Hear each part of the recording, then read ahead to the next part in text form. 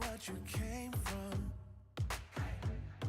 only what you gon' do tonight.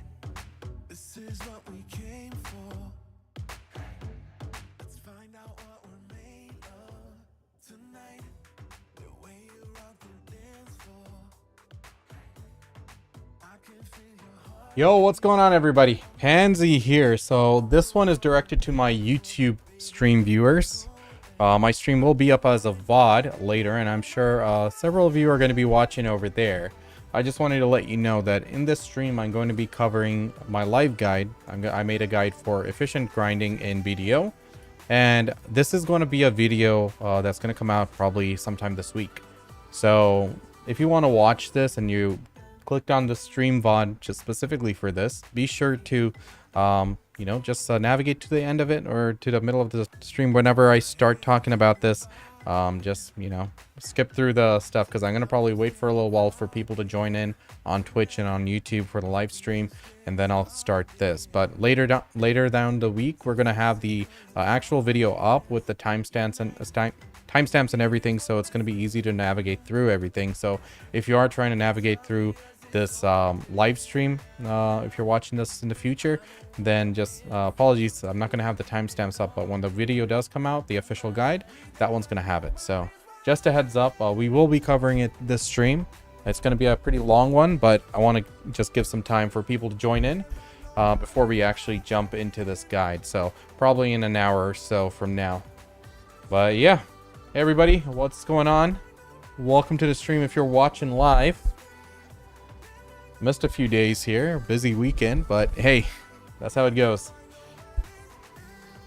At least now we got this, and this is the beginning of like a series of guides, which is going to be like a lot of information, modernizing some of my old content and stuff. So yeah, we got a lot of work to do, but hopefully we'll be pumping these out for the next few weeks, and they'll be able to help people for many months down the line.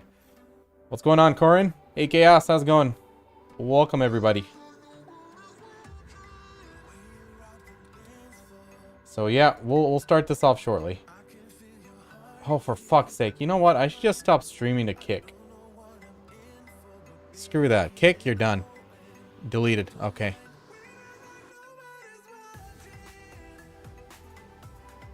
Like, Kick is all I get are spam bots there. It's like nonsense. Like, shut up. Well, what's up, Slick? How's it going? So yeah, today the plan is we're going to be doing a live guide. It's going to be a lot of info. Been prepping this for a few days to gather all the information. Got a freaking PowerPoint ready so I don't forget anything. Well, yeah, it should be good. It should be good. How's everyone doing? Let's knock out a quick farm run and just chill in the game while we give people some time to join in, and we can, get started.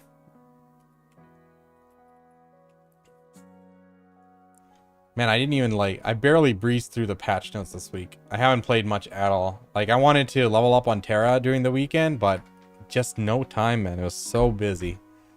Like, all day yesterday, all day today, but it was a good kind of busy, friends, family, and all that. But yeah, we're just a little bit behind on everything, but still accelerating, still trying to bring more and more content. Selling in Margoria, knocking out dailies, nice. Yo, Shadow, how is it? Is it good? I didn't up the bitrate too high because I'm using Restream, and I don't think like Twitch can handle too much of it. So like I just put it at 8K, but I know YouTube can go higher.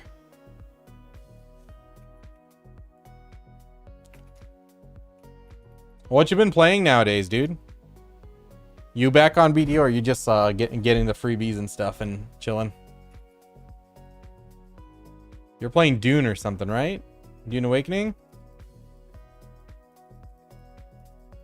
Hey, Grown, how's it going? Hey, good stuff, man. Wow, 2 Pitapats in a day? This is wild. I'm already gonna be at 6. That's crazy. Nice. A lot of Dune. Hey, good stuff, man.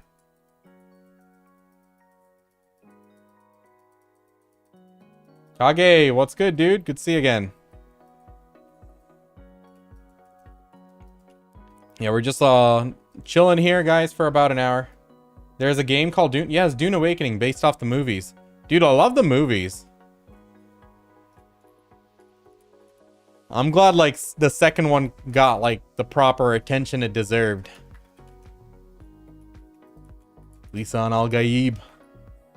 Yeah, it's called Dune Awakening. I haven't got a chance to play it. I'm so behind on so many games. What? We gotta do what we gotta do.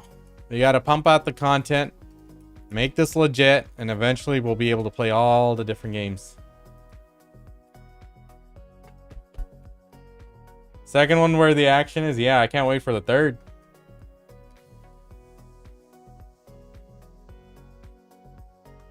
I don't know, I wanted to watch them, but did not see them. What's your gear score now? What is it? What's the number? What is this? 73? 773? Is that it? Am I mathing right? I think so. Yeah. We all got some free gear score recently. So that worked out. And I also bought a Tet Fallen God armor, which is dope. So, you know, once we can get the Edania gear, I can at least progress a little bit on the DP. Whenever I watch that series, I go with water instead of popcorn. It makes you thirsty, doesn't it? Oh, that's true. Oh, you haven't been on lately, Zay? Hey, good stuff, man. Good to see you. How's it going? What you been playing nowadays?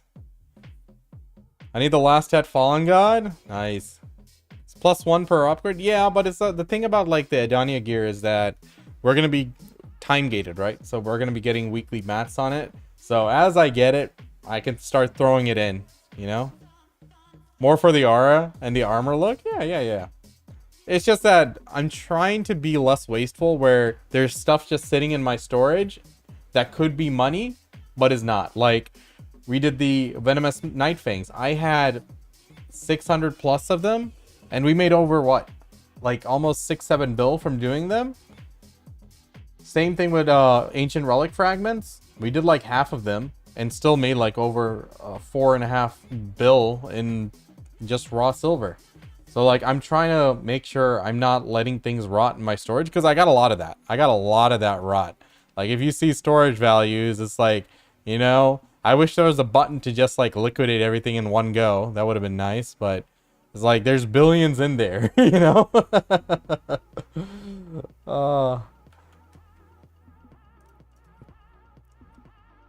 This your gear? Nice. Ah, dope, dude. You got these in Hex, you got Dex. Let's go. Blast in here. Very nice. Good shit.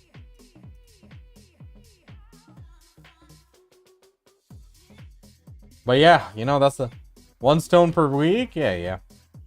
It's something, right?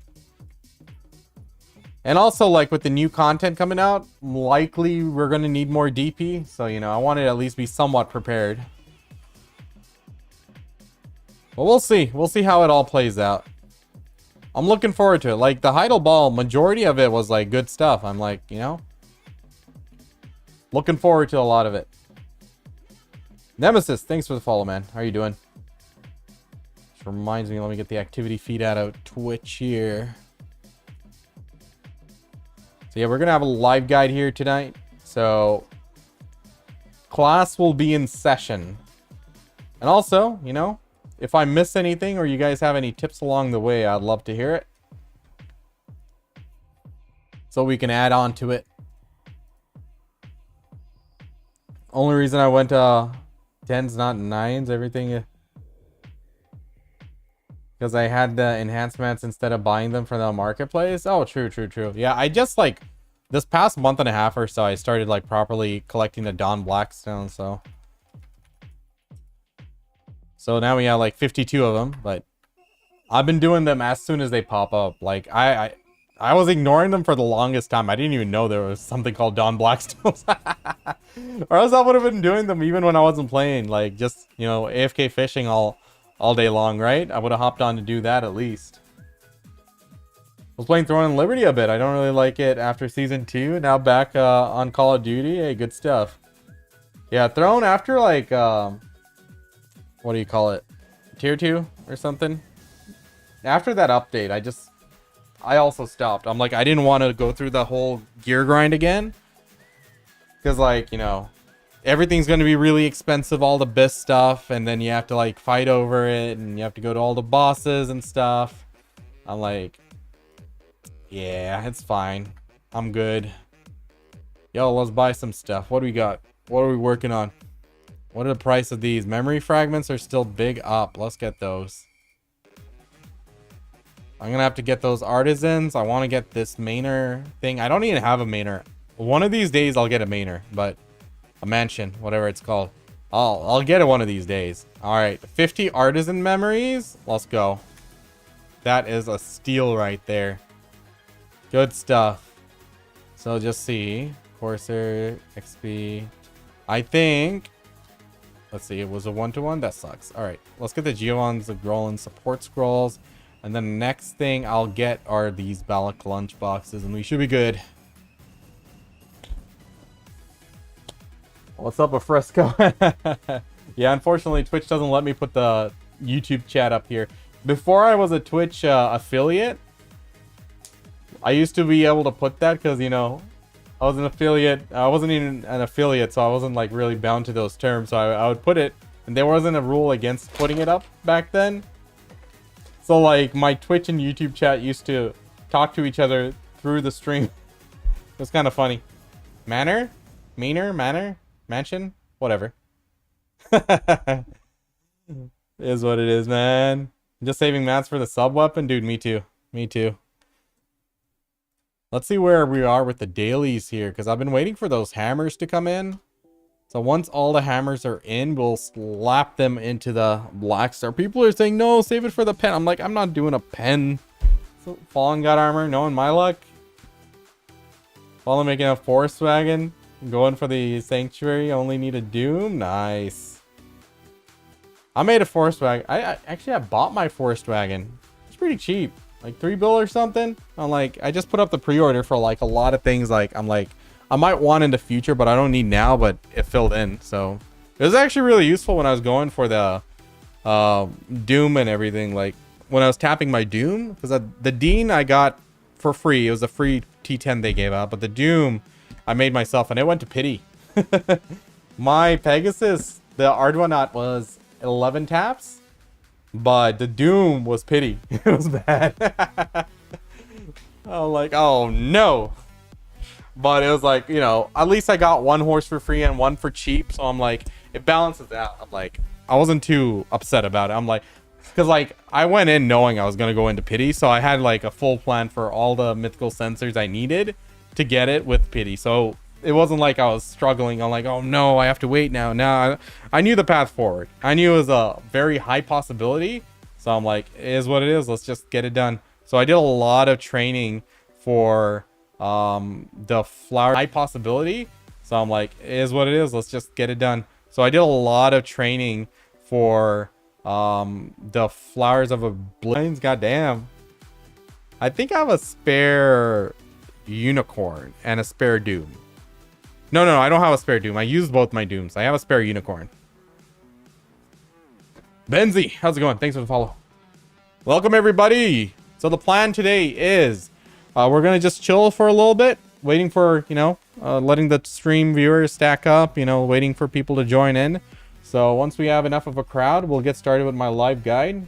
I've been doing research and putting together so that, you know, now that I brought the live streams back and I brought the, you know, YouTube channel back to life, you know, I need the information out there that I can point people to when they come in with questions. So Twitch crashed again? Are you fucking serious?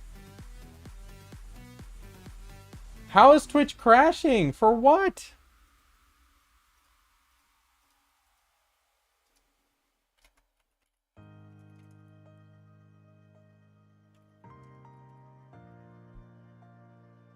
Is there any reason for it crashing? Like, is that...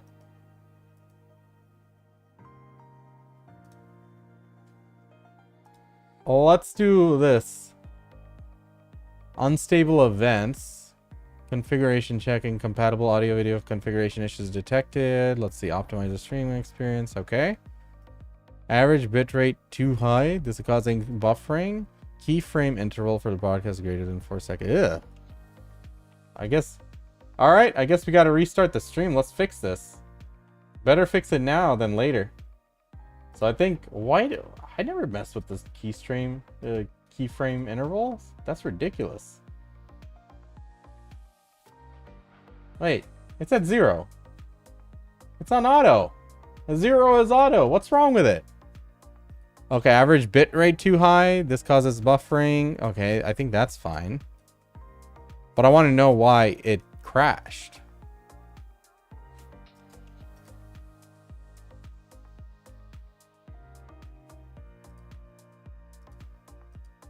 It says it's stable. Like, I put it at 8K. It says, you know, 8K, it's stable. Keyframe 2, 6 to 7K. You want me to drop it? All right, chat, we're going to just restart this. We'll go ahead and drop this. 8K will crash? All right, all right. No matter what you have? All right, you think 7K is safe though, Shadow? Oh, actually, I can update that live. Hold up. I don't need to restart my stream, I think. Do I? I was able to change the setting on OBS right now.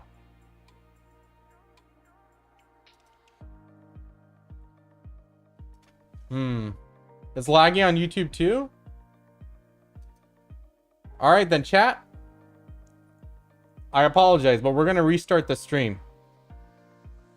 Because I don't want this to happen while we're doing the guide, right? I need that recording. Wait. I see 7K. Okay, so it does update live. Okay, that's dope. Then let's just see how it goes for the next few minutes. Let me know if there's any inconsistencies. We'll try to tweak it a bit more. You know, I remember back in the day we couldn't do that. We couldn't change it live. Like, I remember we had to turn off the stream to do that.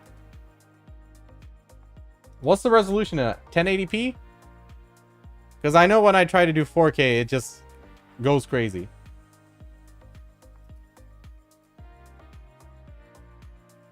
Yeah, I think I was able to do it. Okay, yeah, it is updated. Dope. Hey, we got drops here? You can't 4K on Twitch? Gotcha. You know what I want to do? I want to, like, I've been using Restream, but I want to use the Stream Elements plugin. I can never get it to work. It just lags the hell out. The reason I want to use it is because you can stream on YouTube and also YouTube Shorts. So it's in a vertical mode. So, like, it just looks good. I mean, like, to be able to, like, and you can, like, have its own canvas so it doesn't, like, just crop something off my current screen, right? My current scene. So you can actually make your own custom canvas for the vertical stream and even, like, stream an entire different game there. Like Cave King on RuneScape. That'd be funny, man. What's up, Baba Yaga? Doing fishing right now, but I have 0 fishing mastery for the event. Is it still worth it? Yeah, I think the event is better suited for people with no mastery. If you have mastery, then it's better to just fish in Valia. Well, at least it is for me, because, like, I did the test over a course of a week, streaming for fishing for 24/7. I averaged 2.5 bill per day. So I'm like, I think it's better for me to just do it at Valia, despite the event. I like that event where we were getting those extra fish out. Valia itself, that was dope. That was really good. All right, let's check the Twitch stream now. Oh, we just lost like a bunch of our homies watching. Like, damn. That's how it goes. That's how it goes. I think a lot of people hopped over to YouTube, though. That works. Hey, yo, Baba Yaga, coming in with the sub. Appreciate you, dude. The Twitch Prime. Thank you so much for that support. Thank you. We are serious streamer and content creator now. We have brought back the streams. We stream 4 to 5 days a week. We're uploading at least 3 to 4 videos a week. I'm trying to get that up. But I really appreciate the support. It means a lot, goes a long way. Thank you so much. Appreciate it, dude. Is there such thing as a fish inventory? Yeah, it's a fishing it's a fish tank. Fish tank.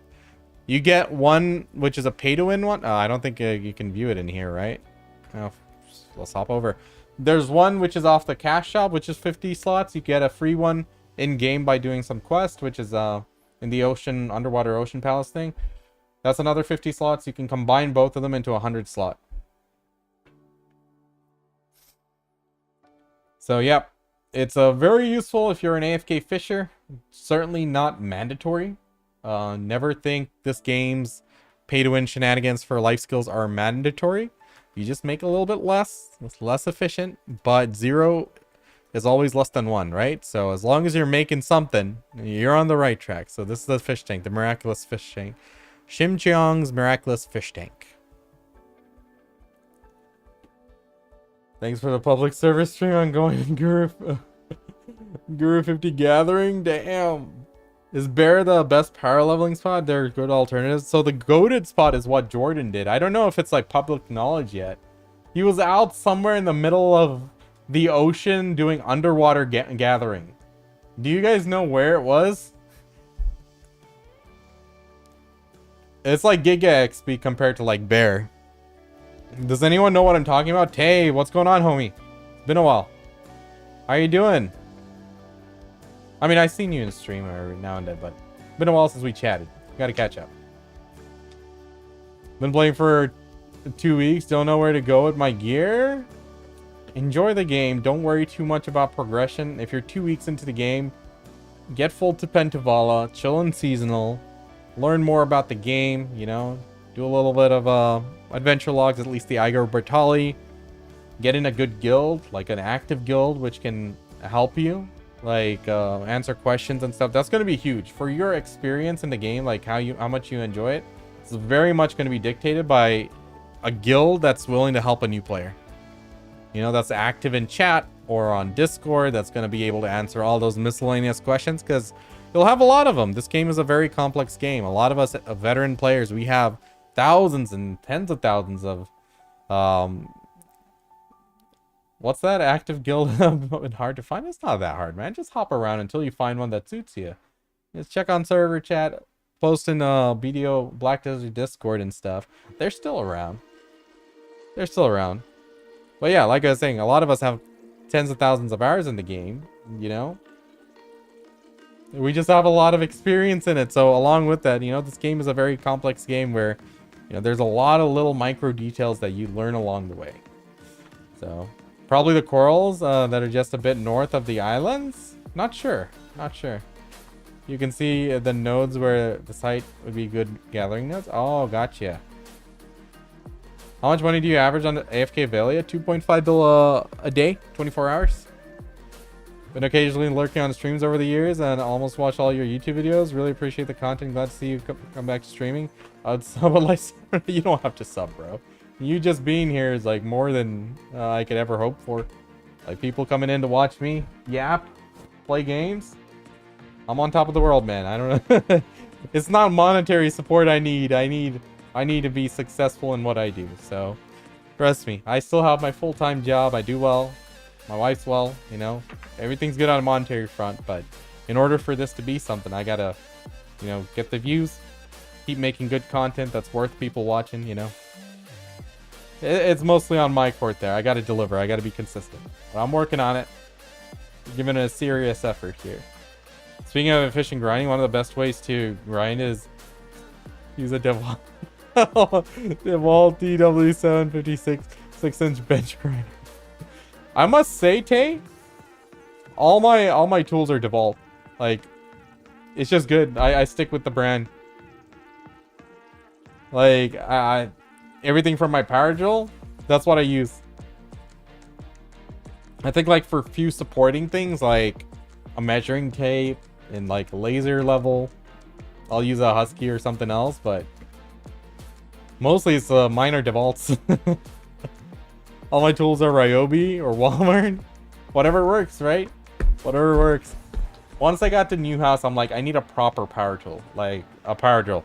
Like, I didn't want to skimp out on that because I have a lot of stuff that I had to do, like a lot of mounting and stuff in the wall and fixing up damage and stuff, which it really helped out. Like, seriously, nothing like a reliable drill.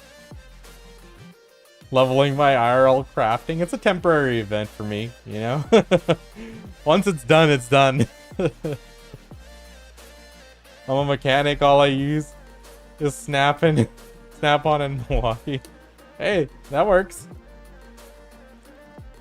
As a mechanic, you know better than me. It's never done. There's new things that always pop up. So my plan is by 11:30 that we are in full swing. So probably around 11:15, 11:20. That's about in a half hour. We'll get started with the guide. And I want to knock it out before 1 a.m. That's kind of the plan. I don't know how long it's going to take. I didn't do like a practice or anything like that. I got a PowerPoint ready so I don't forget. Because there's just a lot of random information in BDO, man. But I think this format will help me well, like, do it well. Hopefully it'll be easier for people to follow along because it's going to be more organized. So we'll see how it goes. We'll see how it goes. All right, let's get the sanctuary. Let's go. Oh, for fuck's sake. I always do this. They should make it so you can take the sanctuary even if the mount's out, man. Family playtime? Sure. Oh, you know what I need to do? I need to claim those 2,000 crown stones from the 20,000 hour reward. They're just sitting there. I'm probably gonna just leave them there, and when I'm in a pinch and I really need it, I'll take it then. Can you tell me if the scroll level 2 plus golden a blessing of Agris and Agris stack together? They do. That's right. So like they don't multiply off each other, but they all work at the same time, you know? At least I don't think they multiply. Do they multiply? I think it multiplies with Agris works off the level 2 loot scroll, right? I don't know. Chat, verify please. I know though you can use all of those together. I know that much. Let's see. Like these coins, right? Or these. The item drop amount plus this, you can use that, and this. You can use all three of them. I have Lara Croft as a commander for tank. Really? What's that supposed to mean? I know you play World of Tanks. I'm just not familiar with how it works.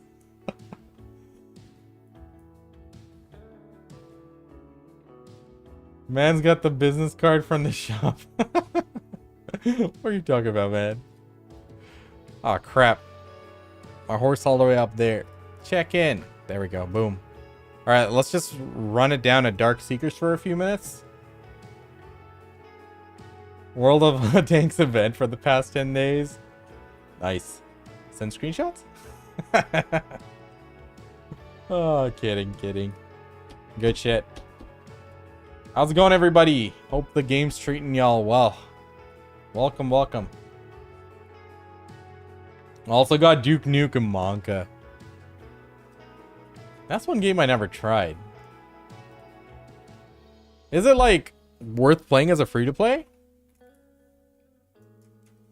Oh my god, speaking of free-to-play and pay-to-win, we're 3 days away from me being able to record my 30 days review of playing a mobile pay-to-win game.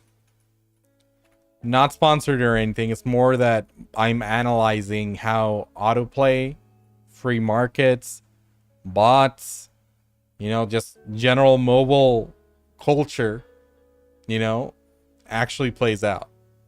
Because my observation was always that if a game is... Why am I going back and forth? If a game has like autoplay, I assume that everyone's just autoplaying and looking like bots, right? So... you know, there's a lot more to it. And especially after that video I made about Ragnarok. Like, a lot of people in the comments, like, I've seen at least a dozen people say something along the lines. I kind of want the pay-to-play... or, sorry, not the pay-to-play. I want the autoplay, and I want it to be improved. I'm like, okay, that's new. Well, generally, we're not in that community, right? We're not in that genre. So we never really hear anything about it because BDO doesn't have autoplay. We have AFK. So, you know, it's a lot more to it than I initially thought. Snap in Milwaukee ain't cheap. He's swiping. Yeah, I found my power drill on sale, so everything I bought DeBall was on sale, so I ain't really here spending big bucks on tools. It's mostly just house stuff. I need to put up stuff or something. That's about it. Oh my god, I hate how dark this game is. Why? Whoops. I almost unsummoned her. Did I unsummon her? No, I didn't. Almost yeeted that fairy.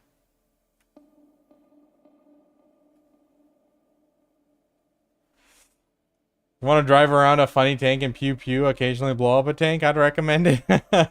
Hard to recommend it as a serious game to play seriously and spend money on these days. What happened? Was there a point when it was good? Like you would recommend it? What happened to that game? Milwaukee has me streaming every time I buy a new Impact Wonka. Lighting is worse on console. I pity you guys because I'm already raging about this because I want to play like in remastered usually, right? Except when I'm grinding and I can't see the mobs properly. I'm like, yeah, we need to tone it down. We need to go on Opti. But for the most part, it's like I'd like to enjoy the good graphics it has. You know? Like Throne of Liberty, I was always on max graphics. If you like zoom in to like the characters, and they let you zoom out really far compared to BDO, right?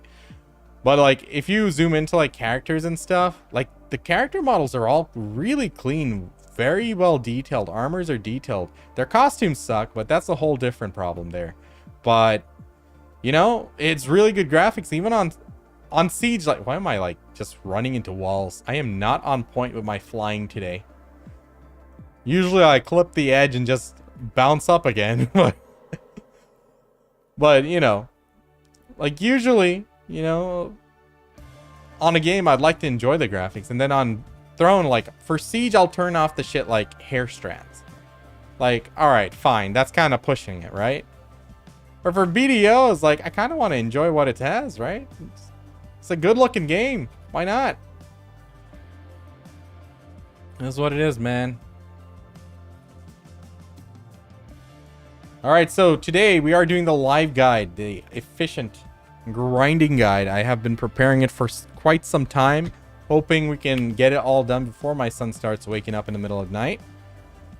But yeah, been prepping it. Got a lot of information. I apologize if it feels like, you know, information overload. For anyone who's newer to the game, you don't have to learn all this shit right off the bat. It's something that you acquire over time. So don't feel like you need to like learn everything I talk about. It's all knowledge that we acquire as players by playing the game over the course of many thousands of hours. I'm just giving you guys a little shortcut to help at least point you in the direction that, okay, these are things that you're going to have to learn or look into.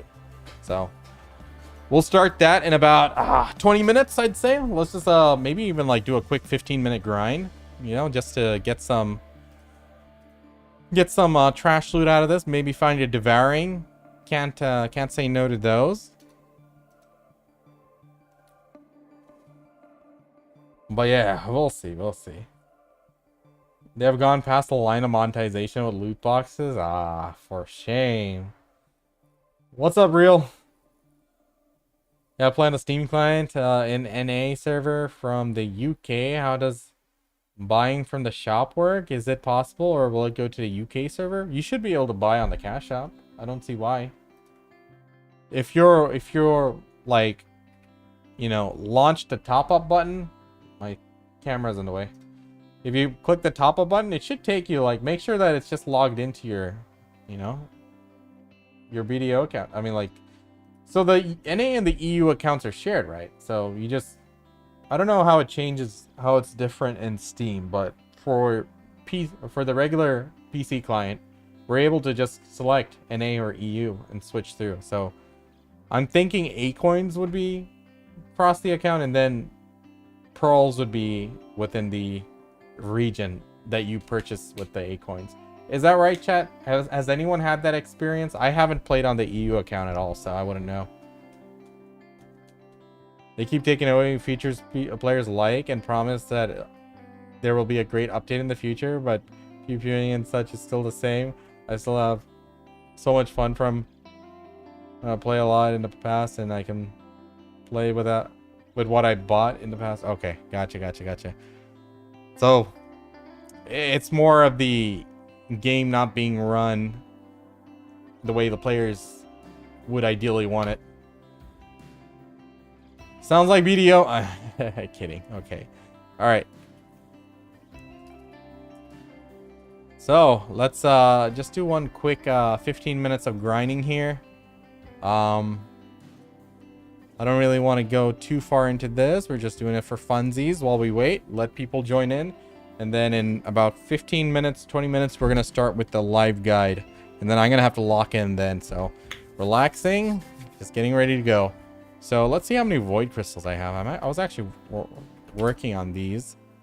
So 15. So I need 15 more, and then I'd be done with my last crystal of void acrid. Nice. Good stuff.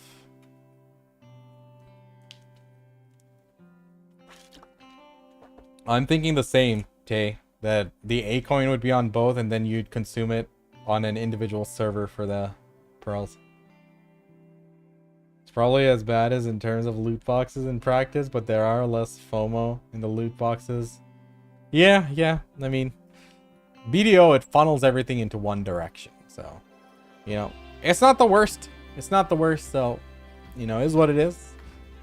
As long as you're having fun, that's what matters, right? I'm having fun, so we're chilling.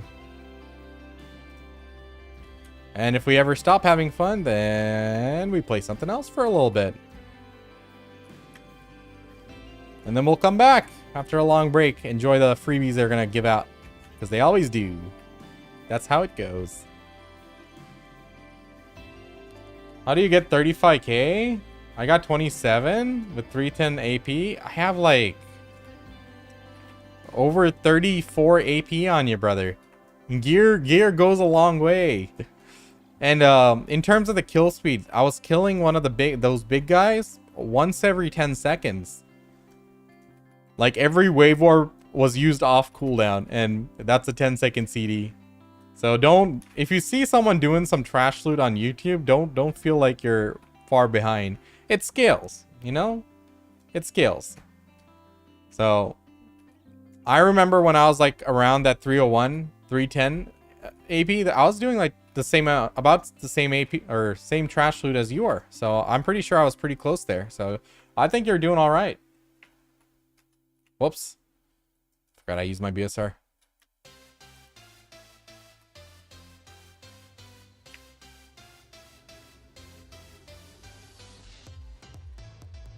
I really felt the pressure to buy BDO trash loot box.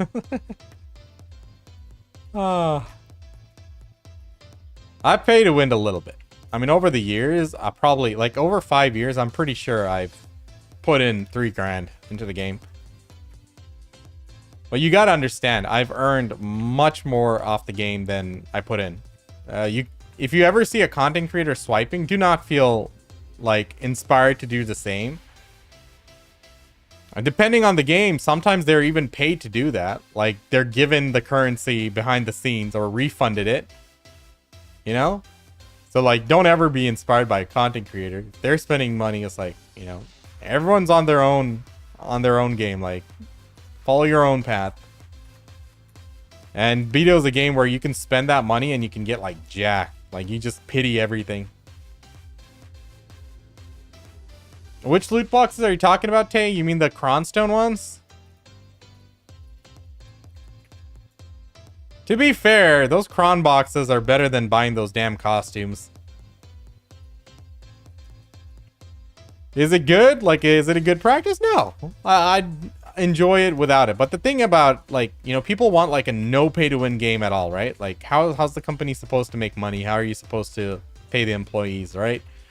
Like, they need to have a way to monetize. If they're not a game which can pull millions of players with subscription like WoW or Final Fantasy, they're cooked. They need to monetize somehow.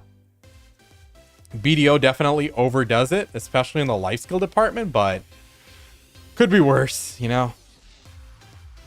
Could be worse. And the thing is, like, if a game doesn't have like this kind of monetization, then what is the practice going to be? Is it all going to be based on how much we grind or something?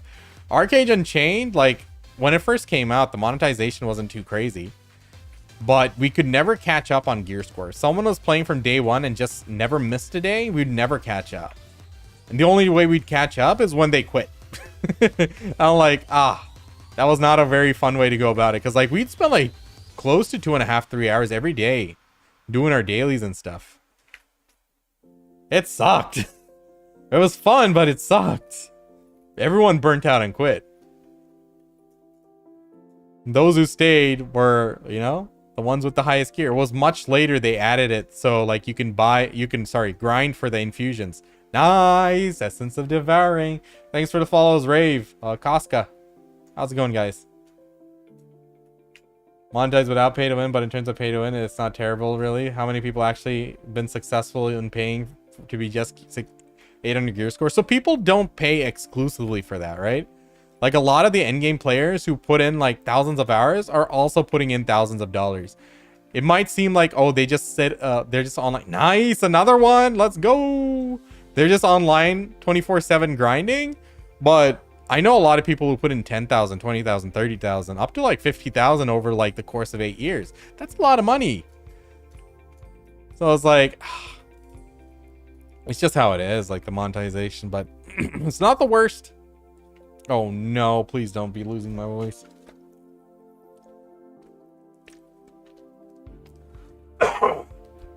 Goddamn.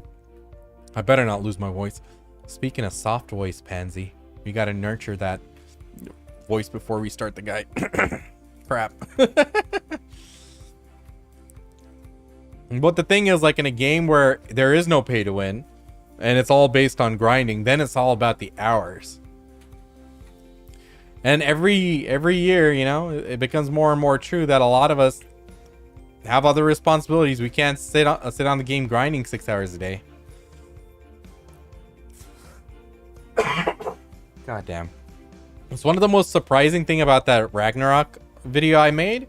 Like, a lot of people are commenting that. I'm like, listen, guys, I understand that you guys can't play all day, but if you have autoplay, what's it gonna do? If you have autoplay, you're not gonna have a free market. You're gonna have a restricted market, or you're not gonna have trading at all. Everything's gonna be like Iron Man mode. And then they're gonna monetize the hell out of you with power and upgrades on the cash shop. So, and like, for example, I'm playing a mobile game right now, which has autoplay, and it's a pay to win game, but you can buy your way through it too, like by playing and grinding. That has like a semi-closed market. When you put a market on the market or item on the marketplace, it goes on a bidding for about 2 hours. So like, everyone who wants it can bid, and then it's an RNG roll for who actually gets to buy it. Like BDO used to be back in the day. Remember that? Toxic, I know. So, like, you know, you're gonna have to give something up. Like OG Ragnarok, remember, like, going through town? Was it Pontera or something? I forget the names. I haven't played like the OG one too much. But remember going into towns and seeing vendors everywhere? And going around shopping? Like, should I just, you know, remember Maple Story doing that? Like with the free market? That's nostalgia there. That's rookie numbers. Anything more, I'm like, you need serious help. If you're grinding like more than 6 hours a day, bro, serious help. It's one thing if it's your job, and it certainly wouldn't emulate a content creator. We live vicariously through them, so we don't have to do the shit they do.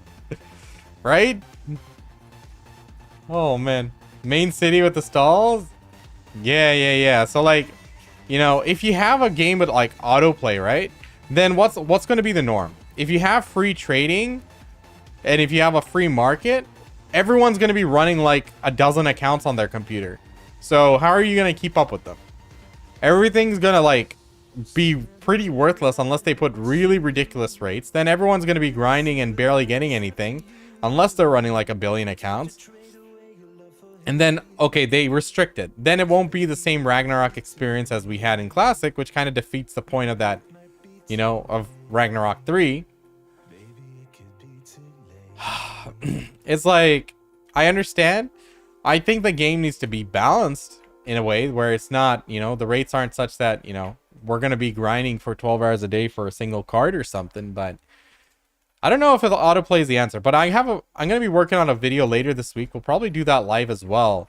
And I've spent 30 days almost playing a mobile MMORPG, which has autoplay, which is a pay to win one, which is like reasonably balanced. It's like you can get the currency by playing the games, you know, with the game and buying it. So there's a lot of serious topics there I want to discuss, because like me personally, I always had this really negative view of mobile game MMORPGs. On mobile, I did try out, like I did play Ragnarok for a few months. I played Tower of Fantasy, but I also played that on PC. It was cross-client. Mostly on mobile, I played like MOBA games. Like what is it? Mobile Legends, Pokemon Unite. Pokemon Unite, I was master. Mobile Legends, I was the challenger equivalent. But I never really pushed past it because of the raw number of games you have to like put in to catch up to the others on the ladder. And like every season, they just bum rush it. Several hundred games in the first week, which I can't do. But, you know, I also played like COD Mobile, which was like, you know, pretty chill. Just a game to play on the phone. Super Mecha Champions, that was a fun one. But MMORPGs, I'd always want one. But other than RuneScape, there wasn't anything I could play. So I was like, let's research this in serious mode. Let's see what it's all about. Because like my opinion was, and it still is, that hasn't changed, that, you know, mobile games kind of degraded PC games, because a lot of companies say, oh, why make another PC game? Why run this PC game? Why put in resources when we get like 10x the money on a mobile game, right? So we got a lot of serious shit that we need to discuss. Well, I think that's going to be a fun one. Got to compile all that info and stuff. So maybe next Friday or the weekend. We'll see. I'll see if I can get it out sooner too. All right. Just another 10 minutes and we'll get started with our live guide. I think we've been waiting long enough. Oh my God. Why did I hop around like that?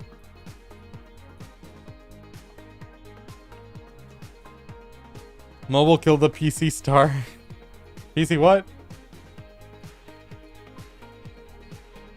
Set small goals to keep from burning out.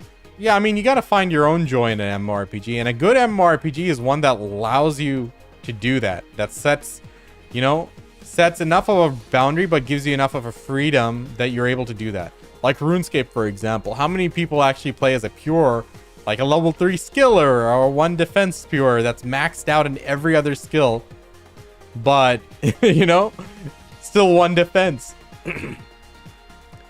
And like people do like unique builds. They play different modes, which aren't even official modes, but it's fun for them. You know, it's their joy. And they're not even content creators doing it, right? They do it for themselves. It's because it's fun.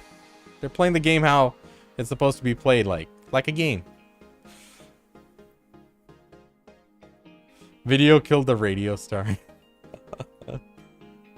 But yeah, like it was interesting reading that article from NCSoft, because like they have Lineage 2M, which is a heavily pay-to-win mobile game, which was like the precursor to a lot of the things we saw in Throne of Liberty.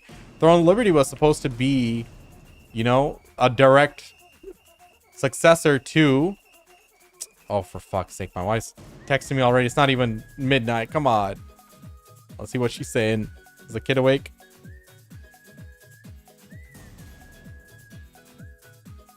Oh, okay, she just asked me to lower the temp. Oh man, I'm like hoping my kid sleeps to 1 so we can finish our video at least. And then any other time we have, it's until he wakes up.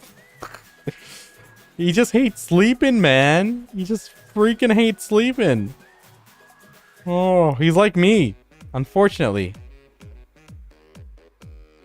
Unfortunately in that regard. It's funny though, like there are some habits he has that is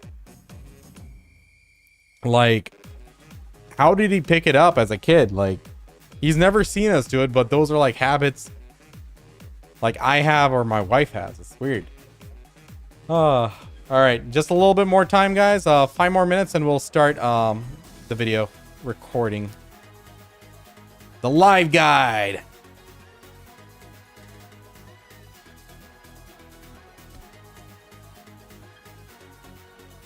Soon. You know what I need to start doing? The backdash into wave orb. But the problem is sometimes I'll start doing backdash when it's on cooldown and I'll lose a shard for it. So I need to just look at the cooldown there and make sure I don't mess that up.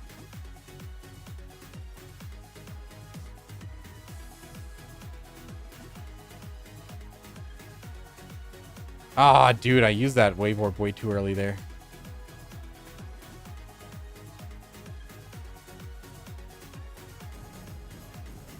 Golden pig. That's the fake golden pig. We ain't falling for that. Guys, how's the stream been on Twitch?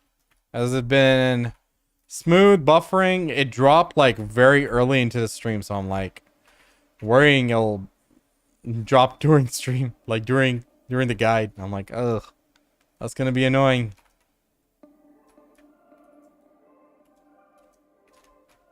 Oh shoot, keep forgetting to do the backdash.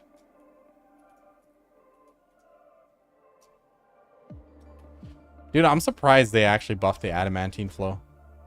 They always ignore those unique sub skills of her tree, but the adamantine flow is forward guard and is giga damage.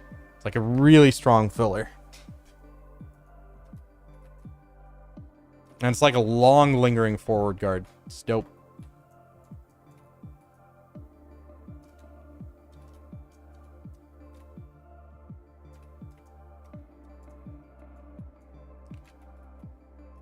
Nice, Ember. Oh, shoot. Our 15 minutes is done. Well, let's get ready. Let's switch over to fishing alt. All right, guys. Time to get started.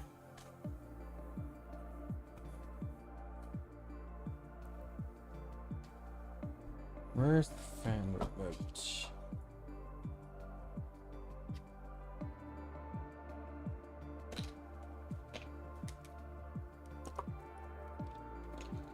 Let's go. Let's get the water ready. Oh my god, it is so bright. Let's change back to normal graphics. Class is in almost in session. Just give me a minute. Let me get everything ready on my end here. We are gonna have to lock in. Cut the music. We're about to get started. And I want this to be like the norm. So I'm like kind of like trialing this format. So give me your feedback as well, guys. Like how you like this structure and stuff. Because I want to like, it helps. Like it's something I can prepare a lot easier during the day, during, you know, in between work when I have some breaks and stuff. Rather than going without like any aid or scripts or anything, you know. All right, let's get this out.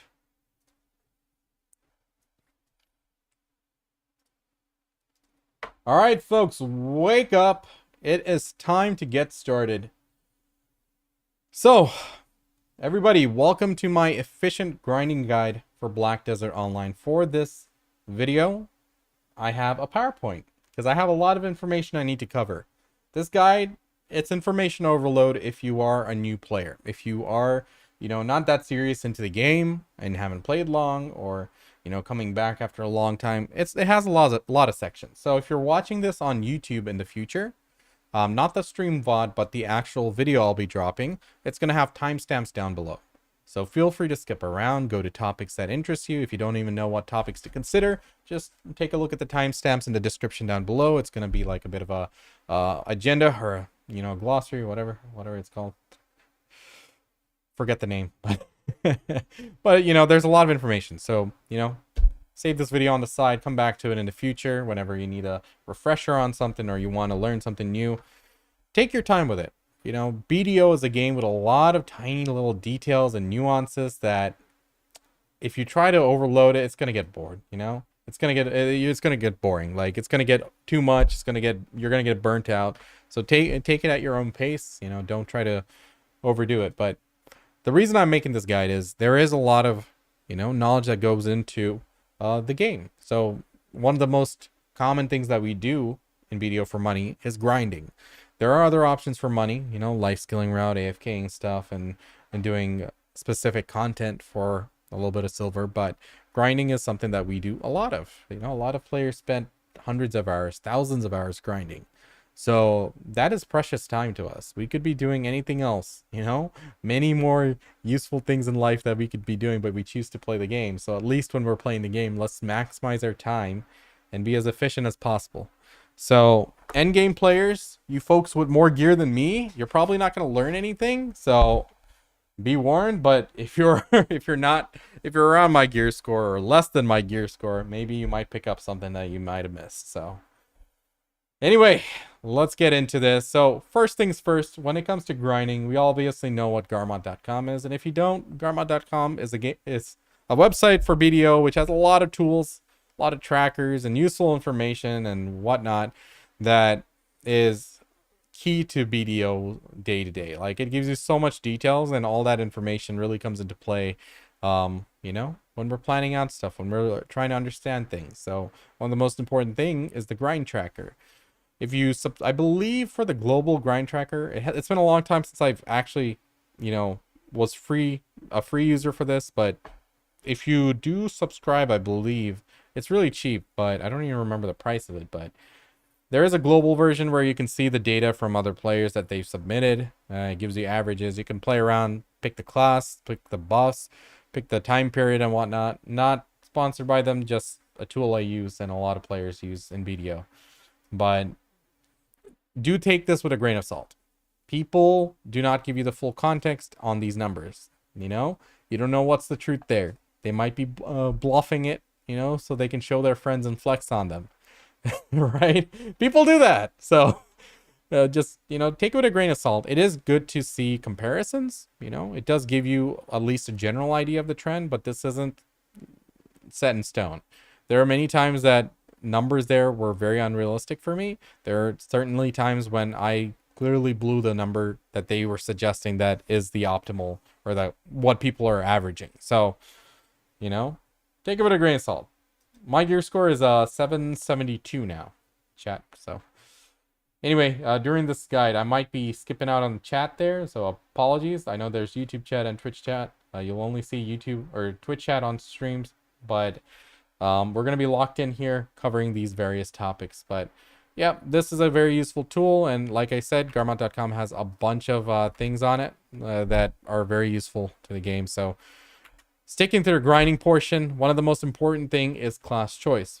We got like, what, 55 playable specializations now, I think. I think I counted it right.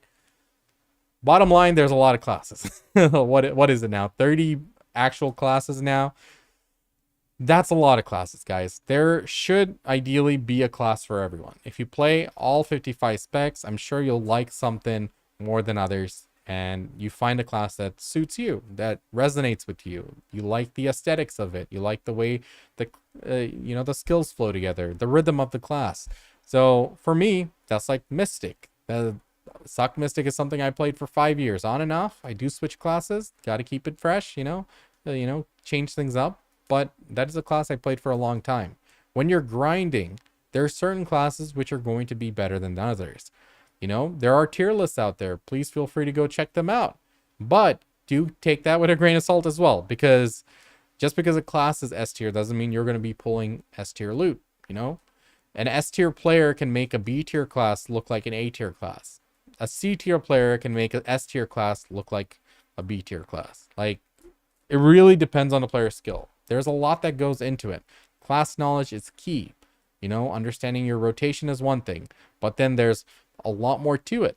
You know, understanding your passive buffs, understanding which skills flow into which skills quickly. There are hidden flows in the game where, you know, certain skills come off much quicker after other skills, which is like, you know, one of the things that you need to learn all the intricate details of your class. And I love that about BDO, where there's a lot of micro tech to all the classes. And every class has their little nuances. So learn from other players, learn from other class players, go to the class discords. I know that those discords get a lot of flack a lot of times, but they do have a lot of players who play the same class, so you might learn something. But it takes time, it takes a lot of practice. It takes many hundreds of hours to master a class for a lot of people. And over the course of you can get really good at a class quickly, like within 15-20 hours you can get the hang of a class and grind efficiently. But over the course of a long period, you can get better and better. And that's one thing that I appreciate about BDO. There is that skill ceiling that's high enough that you can continuously improve, and it shows in grinding as well. You start pulling more and more trash loot. So with that being said, class knowledge is key, skill is key above everything. It doesn't matter which class you play. Most important thing, play a class you enjoy. You can tag a class which is going to be something optimal for where you're grinding. For example, if you're grinding in a tower grind spot and you're playing a class which is more optimal for pack-to-pack stuff, then you can tag something which is optimal for where you're at for your gear score grinding. But it is important that you play a class you enjoy. What's the point of playing a game and burning out and quitting after putting in hundreds of hours grinding? Like, it's a waste of time. So if you're doing anything that's going to risk you burning out and quitting, then what's the point of even grinding in the first place? So be careful with your choices here. I know it's easy to just fall into the trap of a tier list and going with oh, this class is OP right now. There's always metas change, classes will always get revamped. As of recording this video, there's a big patch coming up for class balancing. So that's happened many times in the past, and it'll continue to happen. Most important thing, you play the class that's right for you.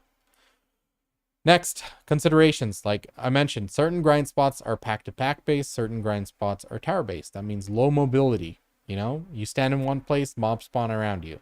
So certain classes are better moving really quickly between pack-to-pack, and the time you spend moving between pack-to-pack, we'll talk about this in one of the future slides, is it reduces the amount of time that your amount of downtime, so that increases your amount of time you spend grinding over the hour.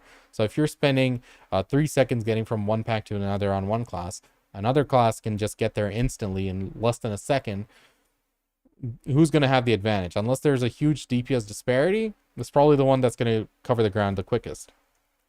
To be fair, a lot of classes are pretty close to each other in terms of performance.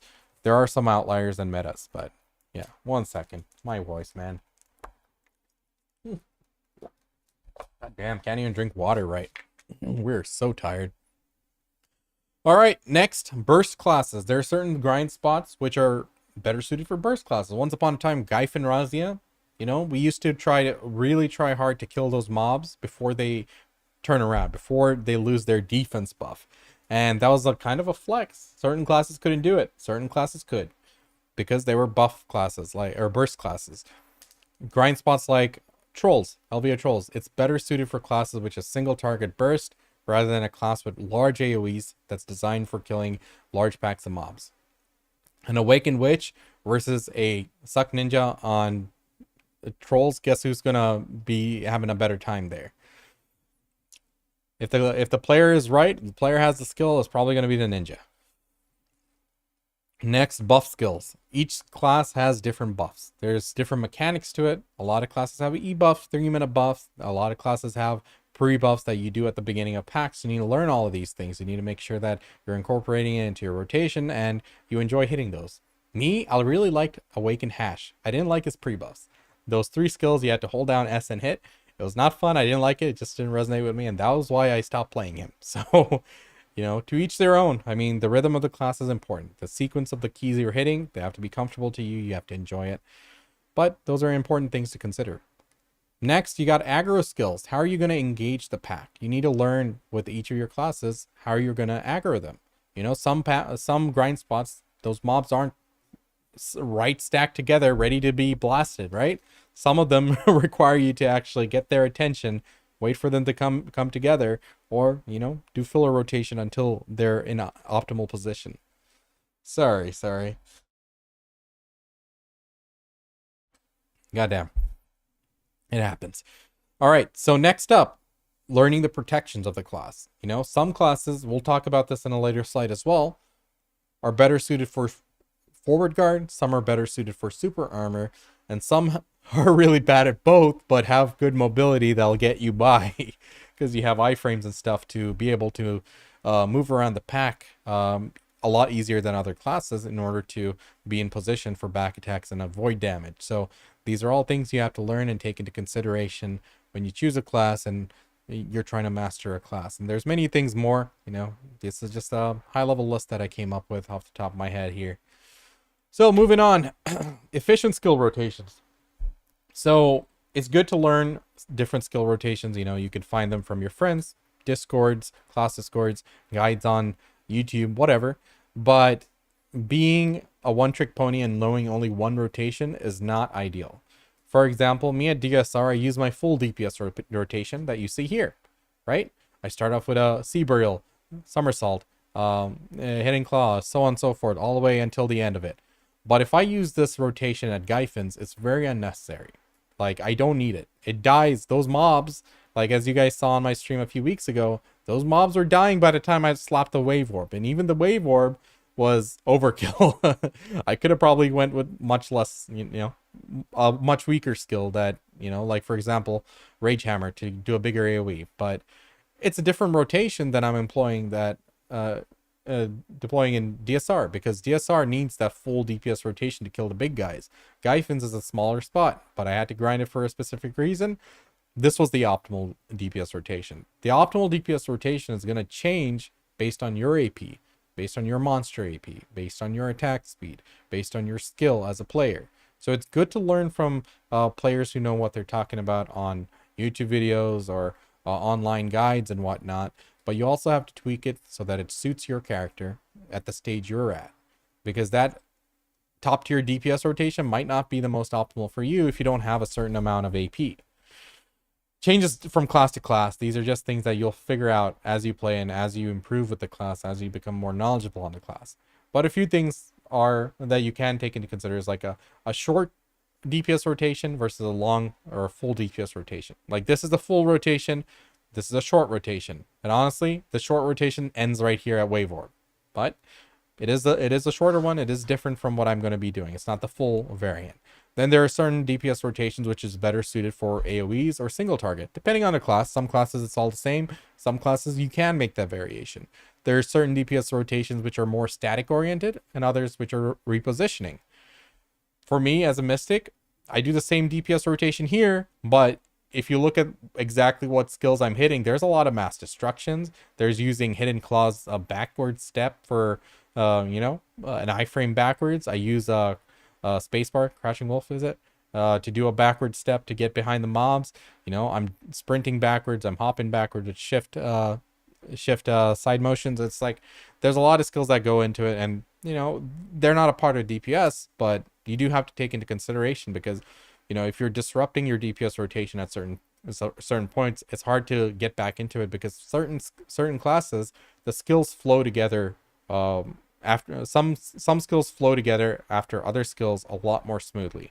So for example, if I'm a Suck Mystic, right, I'm doing Thunder Pound, or let's say Soul Basher. After Soul Basher, after the last of a Soul Basher, if I do SRMB, that you see here, it skips to the last hit of SRMB, the downward slam, which does that small AoE, and you know you're not doing the full sequence of punches. Same thing as using Hidden Claw after Somersault Kick or Thunder Pound. You're not doing the backward step where the Mystic steps backward and dashes forward again. It just goes directly into the damage. And whoops, you know what I'm going to talk about next. But those are all things that you need to consider and learn.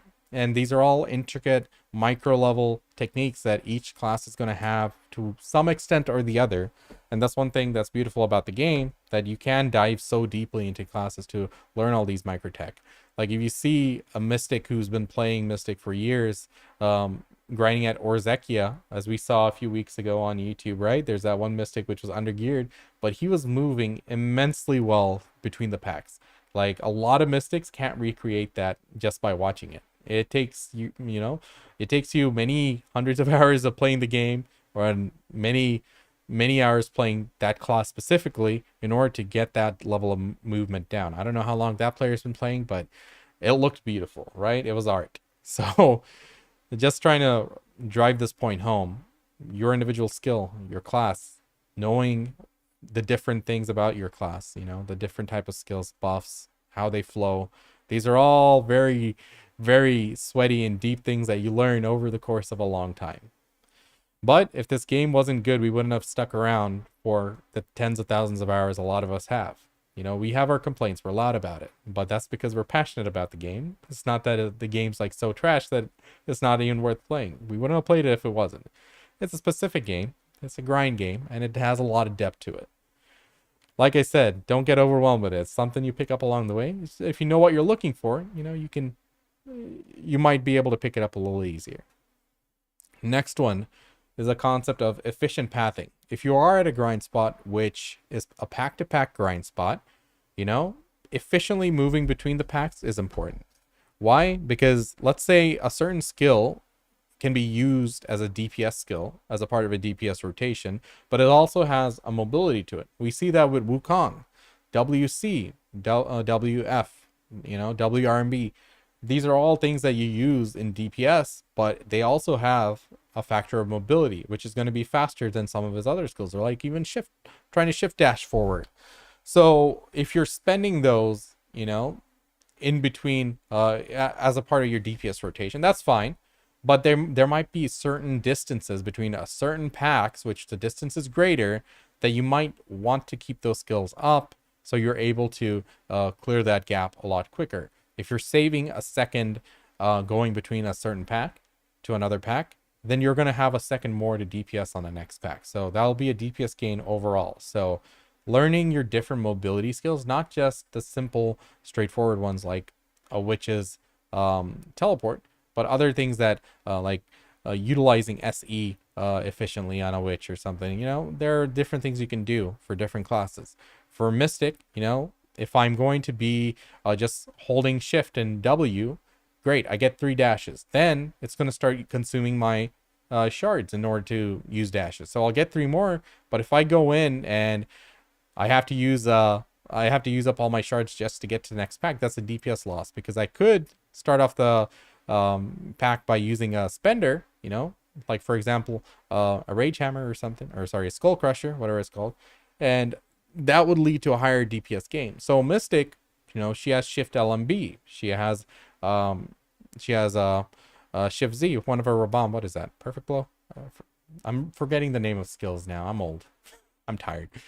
But those are skills that you can chain into other skills, which in turn will give you a really good bit of mobility without using up the shards when you don't have the 3 dashes available. So it's little things like that you're going to learn at each grind spot. Each grind spot has its own learning curve that you'll improve over time. How you're engaging the mobs, how you're aggroing the mobs, how you're doing your rotation, holding off on your rotation in certain periods so you can get more DPS in other spots. So that's efficient pathing.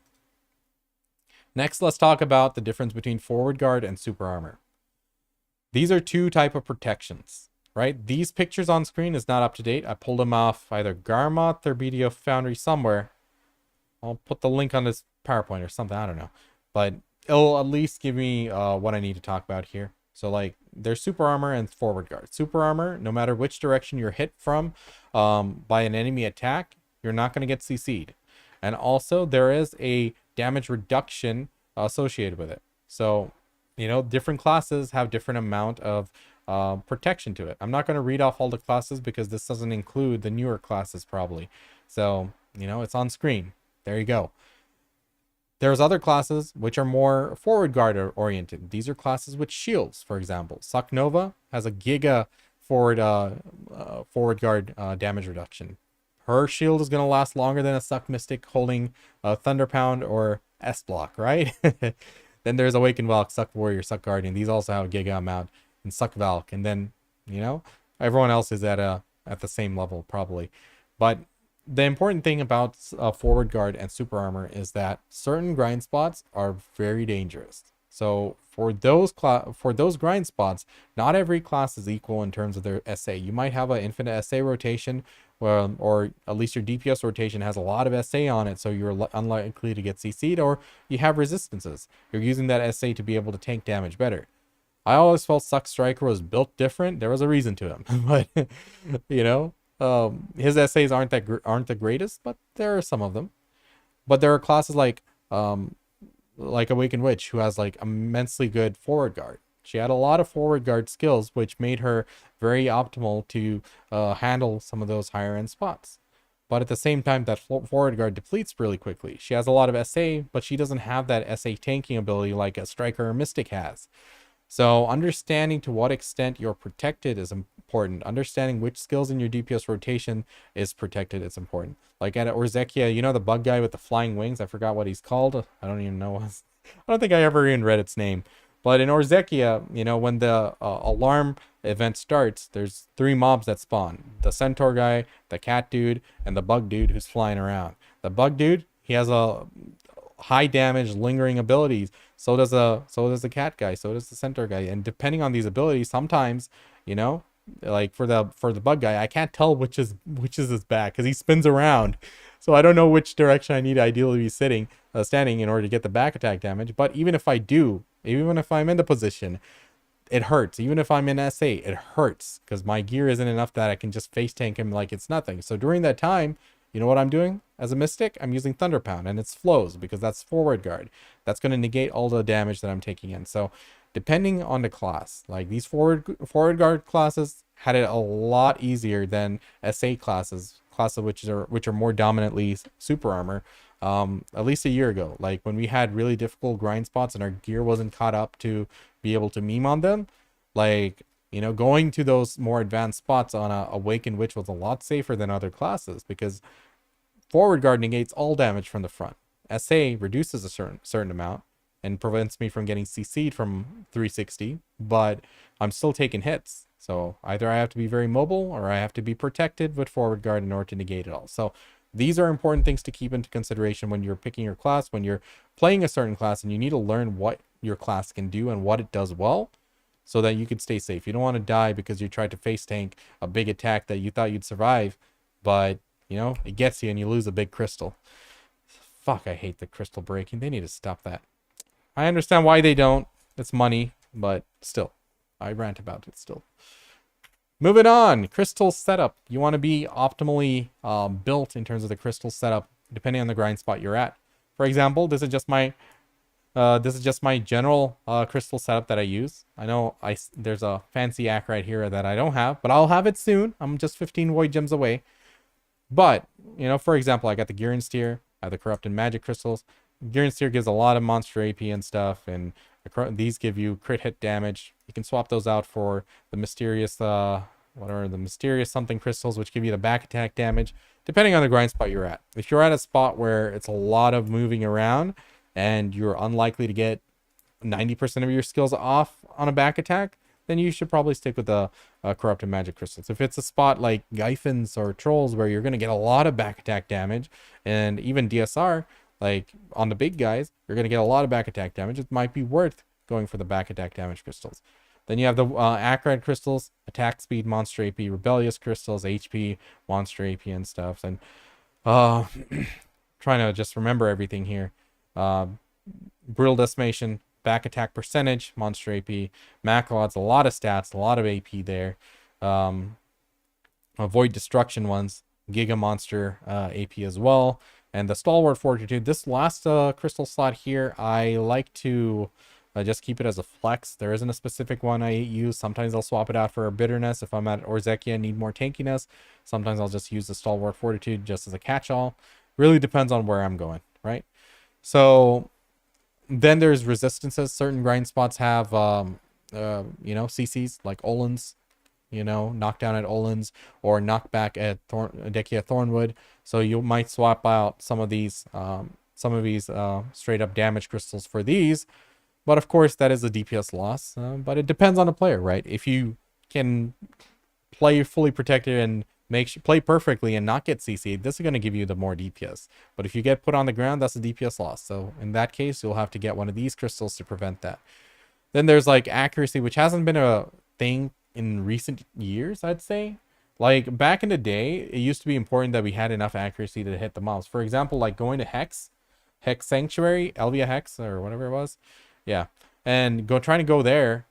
Like, listen, like I used to miss a lot. I had to make sure I used to go in with like the stuffed deer for the accuracy buff, the the furniture buff, right?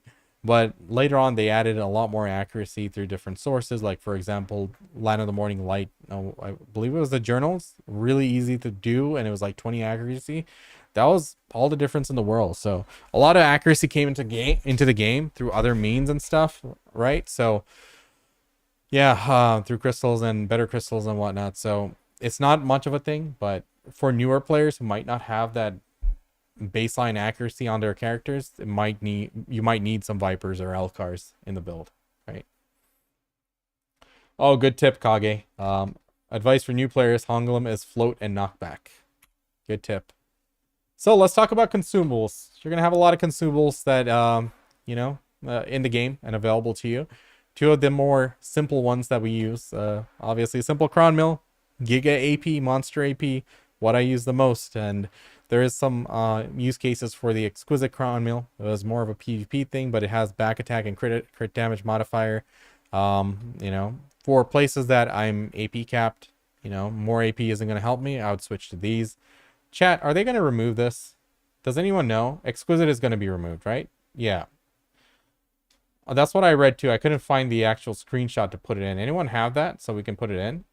But just using this as an example, I know some people will use are we going to still be able to do the rotation, the food rotation, like with like King of the Jungle Hamburg and stuff? Changing down attack into a simple into crit and back. They're making those changes? Okay.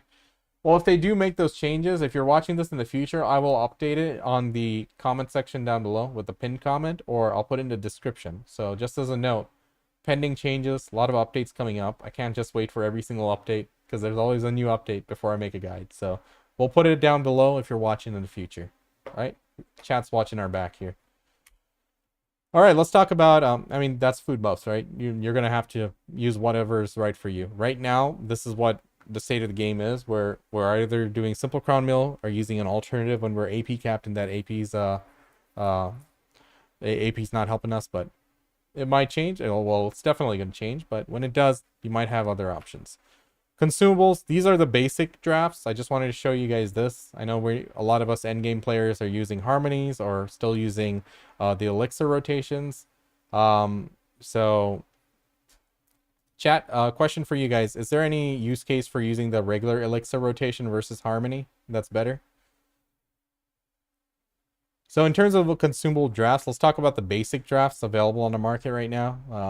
The frenzy draft of corruption. This is a frenzy draft that's buffed a little bit further with some drops from Elvia Calpheon.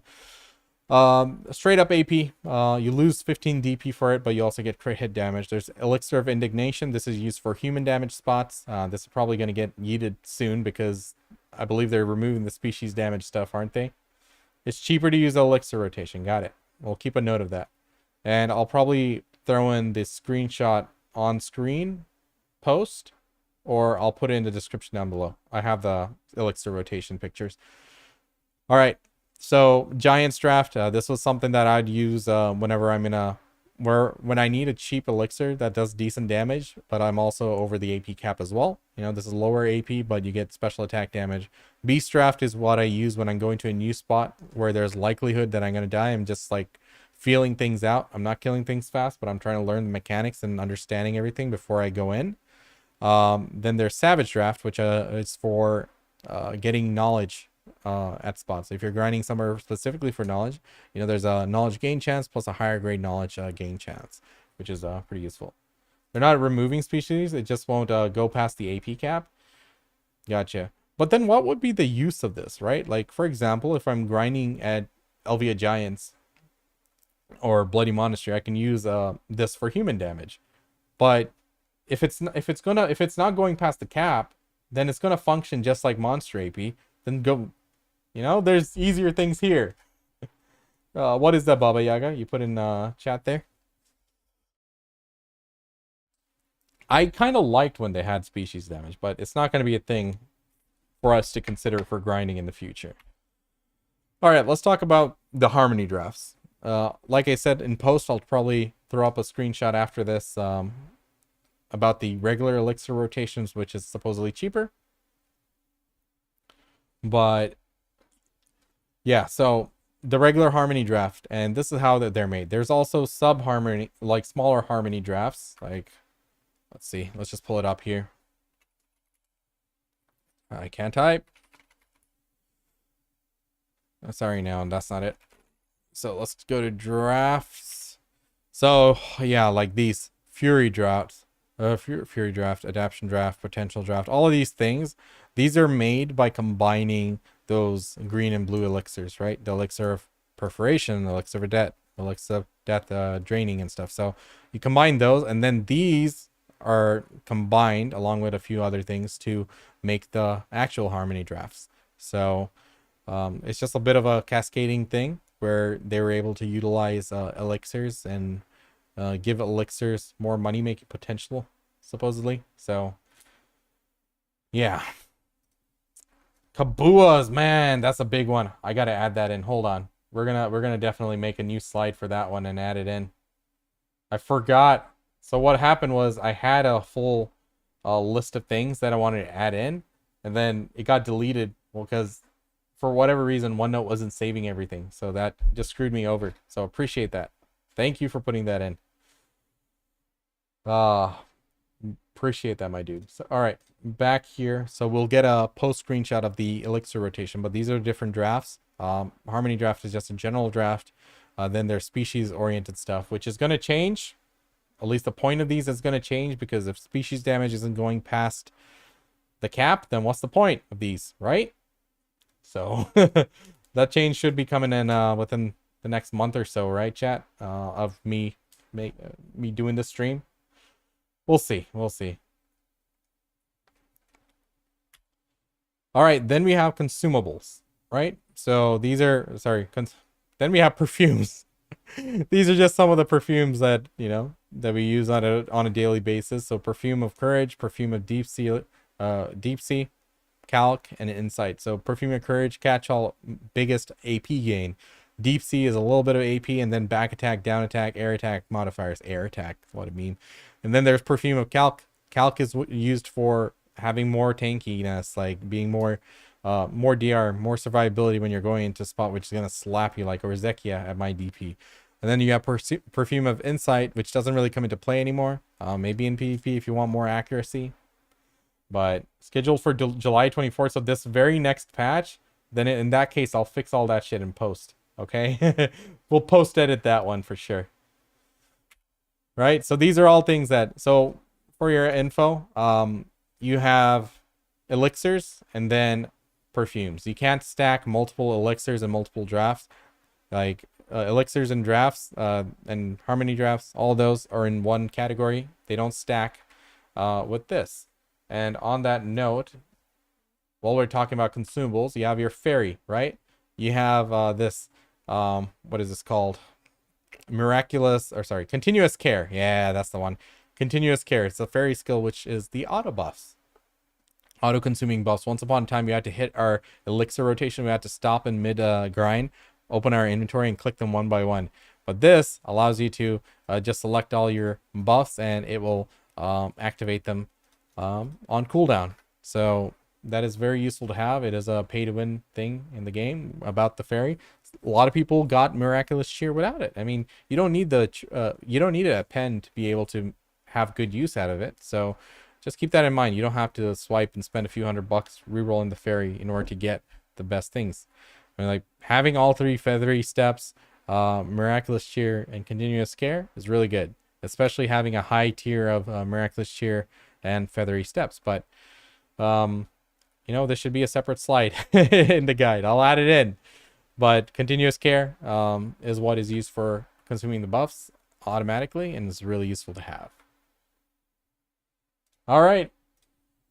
Next up, tent buffs. Let's talk about the tent. Another pay-to-win thing in the game. You can get a free-to-play tent, which you can buy basic buffs from, and you can repair from. It's more expensive to repair from the free-to-play one. But the pay-to-win tent, you know, wait for the time when it's on sale and you get a coupon to use it to reduce the cost further. That's the best time to do it. You pay a lot less. For whatever reason, it costs as much of an IRL tent. But, you know, you have the villa buffs that are baked into the tent, which you can pop directly from there. If you have the Secret Book of Old Moon, you can buy these buffs directly from the tent, right? You need to have this. I don't remember what it is, what you do when you don't have it. It's been many years since I had to do that, so apologies there. But that's the big thing about the tent is the tent buff. Along with that, you have the Blessing of Valor, Blessing of Protection, Blessing of Growth. These are all church buffs. You used to go to a NPC in town, which would give us church buffs where you can get from here, right? So a lot of good things in the tent. Also, you have the item drop buffs. There's a separate slide that goes over item drop rate and stuff. So you know, I can just show you here while we're recording, right? All right, let's just bust open the tent here. Come on. Come on. There we go. Go to shop, and you have 5 tiers of this. It costs 10 mil per 10% item drop rate. So, yeah. And then this is a meme thing we don't need if you're using the Villa buff. I don't think it stacks, so... Oh man, no one bought this? Come on. For shame. A little break from the guide. Here we go. Alright, back at it. So, tent buffs are important. It gives you strength, it gives you power, it saves you time. So, if you can get it, I do recommend getting it. Just buy it as cheap as possible. Because it's silly that it's that expensive. Okay, come on. All right, next up is the item drop rate. There are a lot of buffs and a lot of things in the game that give you item drop rate. Okay? You know, this is a list of things. I got this from Black Desert Foundry. I have a link here. I'll put it in the description if I remember of the video. But you can just navigate to it. You can just put BDO item drop rate buffs in Google. It'll take you right there to Black Desert Foundry. There's a list right here. Okay? So there is all these buffs here. I'm not going to go through this entire list. It's just to show you all the different things that come into account. There's a lot of them. Basically, you'd like to get to 300%. However you mix and match these, you want to get to 300% one way or another while you're grinding. You want to maximize your drop rate buff. How are you going to see how much drop rate you have? You have your little item collection gauge right here, right? It shows you how many hours of your loot scrolls you have, but it shows you here your current drop rate. Now, in order to increase this gauge, you know, in order to activate this gauge, I believe it's down here. Is it an adventure? Yeah, item collection gauge under the adventure tab. If it's disappeared for whatever reason, you can get it out there. But yeah, there's level 1 and level 2. Both of these will give you 100% item drop rate. What differs is the item amount. A level 1 scroll is a blue scroll, and a level 2 one, you know, back in the day, we had 3 tiers of this: the green, the blue, and the gold. We had to combine 2 of these through simple alchemy or something in order to make the level 2 ones. And you know, we could also break them down into smaller bits to get the those green ones, which aren't in the game anymore or relevant anymore. So by clicking this, you get the item drop rate and then item drop amount by 50%. Item drop amount refers to trash loot, how much more trash loot you're getting from killing a mob. And activating level 2 gives you the 100% item drop rate plus the 100% item drop amount. So item drop amount is going to be different, so it works differently. So there's other things like the Golden Blessing of Agris. These are different. So this specifically refers to item drop amount. Chat, correct me if I'm wrong. You can use the level 2 here, use this, and also activate Agris. Correct? Waiting for chat confirmation. Let's edit the gap where I'm waiting. Anybody? I'll take a water break really quick. Yes, I got a yes in the chat. Reason I'm asking is, as you can see, I stacked a lot of these up and I barely use them. I need to start using them. But when it comes to Agris and stuff, they're going to change grind spots, and I'm going to talk about this a little bit more. They're going to change it so you're not at a specific spot for Agris or not, Agris grinding or not. They're going to make it so all spots can be about the same consumption of Agris, so they're going to equalize it. But anyway, item drop amount and item drop rate, different buffs there, and you have to maximize. By maximizing those, you're going to get more trash loot, or you're going to get more money per hour, right? So at least aim for that 300%. Grinding on Arsha, an anonymous Arsha, season Arsha, it gives you an extra 100% drop rate that goes beyond that 300% to a 400%. So more money. Also risk of people jumping you. That's PvP. That's Black Desert. So don't be mad or don't be upset if someone jumps you. Just, you know, take it on the chin, go to a different grind spot or go back, fight them, whatever. But that's just how it goes. Event buffs and everything go up to 300%, but this one here, this goes past it.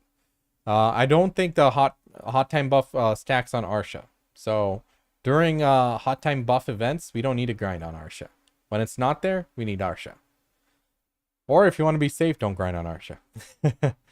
So this is making us go, I believe it's helping us go past, right? Or is it, chat, confirm here? Or is it adding on to this? I don't think it goes past. It's adding on to this because I have 184. So it's not pushing us back. Yeah, we do need to go on Arsha. Am I right? Anybody? I need to learn these little details, but in post, we'll put the final verdict. I believe it is adding it right here, so it's not going past the 300%. Never mind. It's not going past the 300%. But without like giga buffs, it's hard to get to that 300% in the first place. So yeah, it's not going past it. Just a heads up, it's not going past the 300%. We still need to grind on Arsha for the 400, but you know, it's a good buff to have. It makes it a lot cheaper. I'm not popping. I don't think so. I don't think it goes to 400. Right now, like on non-Arsha server, it's it caps at 300%. I don't think that pushes it past it. Screw it. Let's try it. Why not? For science.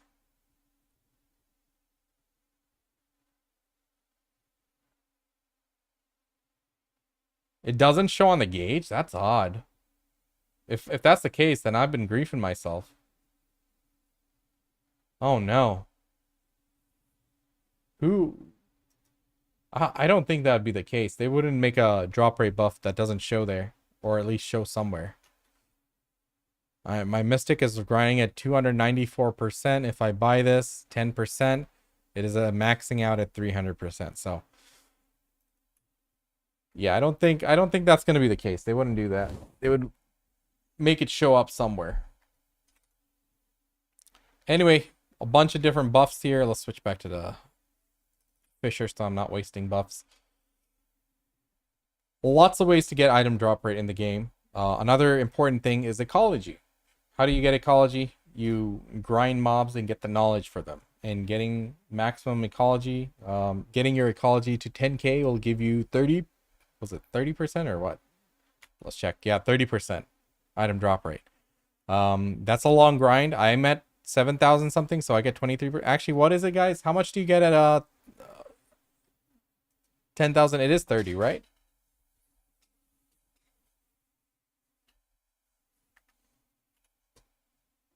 P window shows past. Press P. Okay, let's check it out. That might be it.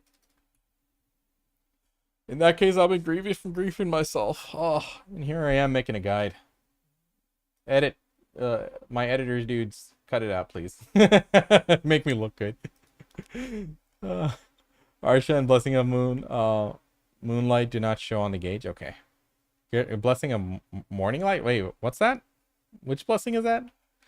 That's the 20% here, right? Okay. There we go. But here it's capping at, I was at 294. It's capping at 300% here as well. Oh, wait. There's a 20% from the 20% from here. Okay. So this 20% from the blessing from the boss rush blessing that we get server wide for someone killing the boss rush on our that high level boss on our server. That goes past this gauge, right? And Arsha will also go past this. For science, nobody kill me, please. People are gonna just start rushing over here. I'm gonna zoom in so you don't know where I'm at.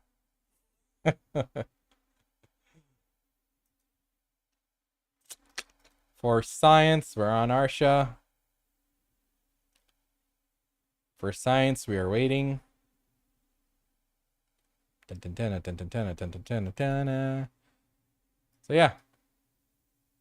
Eye of Arsha. So it's 50%. Sorry. Arsha is another 50%. So yeah. Here it is showing that we are over. The gauge is showing 300%, but on the P window, character window, it shows past it at 370. So, good to know. Good stuff, chat. Appreciate it.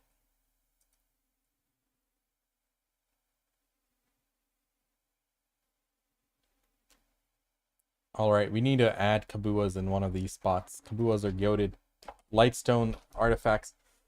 So I'll talk about the Kabuas and the artifacts set, or the Lightstone set, as just the all-out attack for now. And I guess I can call out Vicious Shadows as an option too, depending on where you're at and what spot. But we won't get too far into it. All right, so let's get to the next one. So next one is XP, or actually wait, we have one more thing. Content that is not affected by drop rate. Certain type of content doesn't take your drop rate. For example, all these listed: World Boss, Field Boss, Boss Summon, Guild Boss Scrolls, and Etherea's Limbo, Dark Rift, all of these things, right? And I also believe Sikraya Underwater, upper Sikraya Underwater doesn't take your drop rate as well, right? It has a flat drop rate for everybody. Am I right, chat? I think that's the case. They changed it somewhere down the line a few years ago. So there are things, there are some places where they normalize things like that. For example, when you're going for killing the chickens in Narvon Steppe for the Voltaris Clairvoyance, I know they had to normalize mastery and drop rate, so people didn't have to stack mastery in order to do well there. So there are things like that in the game, but these are just a few to name. Then another thing to remember while grinding is XP buffs. Don't be like me, grinding hundreds of hours, but not popping your XP buffs, and your character is stuck at level 63 and 64. Even though you played for years, when rightfully you should be with all the other veterans with a level 65 or 66 character.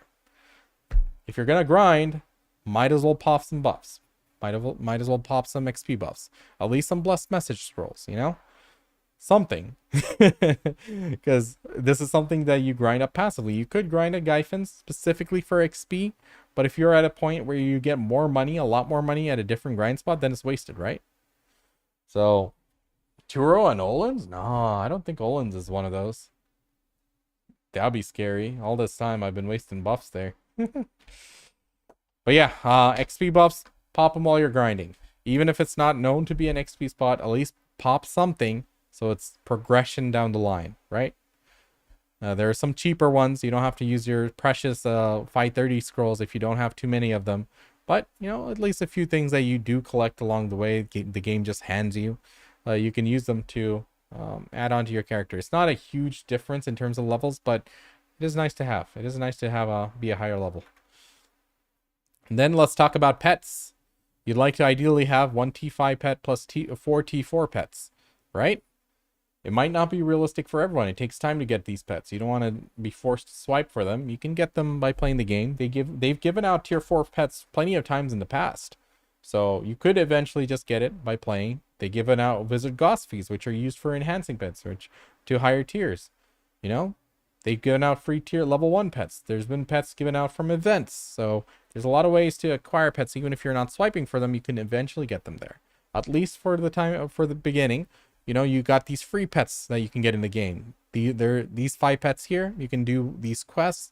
I think there's like 15 or 17 quests to do in order to get all of them, all 5 of these. At least you'll have 5 level 1 pets. Some of these are locked behind your main story quest line. So as you progress them, or progress your main story quest line, you'll unlock the ability to do some of these quests here to get all 5 of those. In your loyalty store, there's a stupid ass cuckoo, that stupid event bird. It's actually kind of useful, you know. It can only be enhanced by other cuckoos, but it is a bird pet which gives you knowledge gain chance and stuff, but it just looks silly.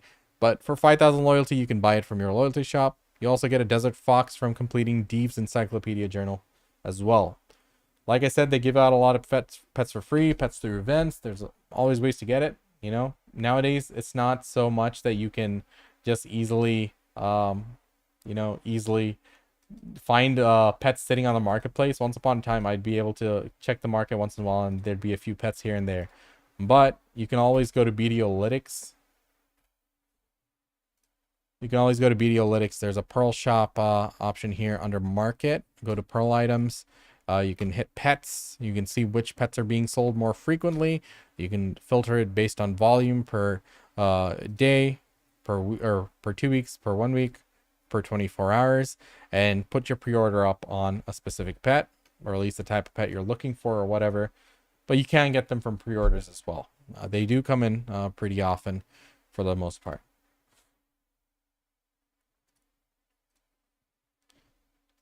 All right, next, let's talk about Agris Fever. You know, you have your Agris. It unlocks when you're level 56, but by doing the journals for Doran Morgrim's, you can find it over here, top right under your little shelf here. Then you have the first 2 here, which are going to be those journals. So this is the Book of Margahan. So by doing the Book of Margahan, these 2 over here, you can increase the amount of Agris Fever you have.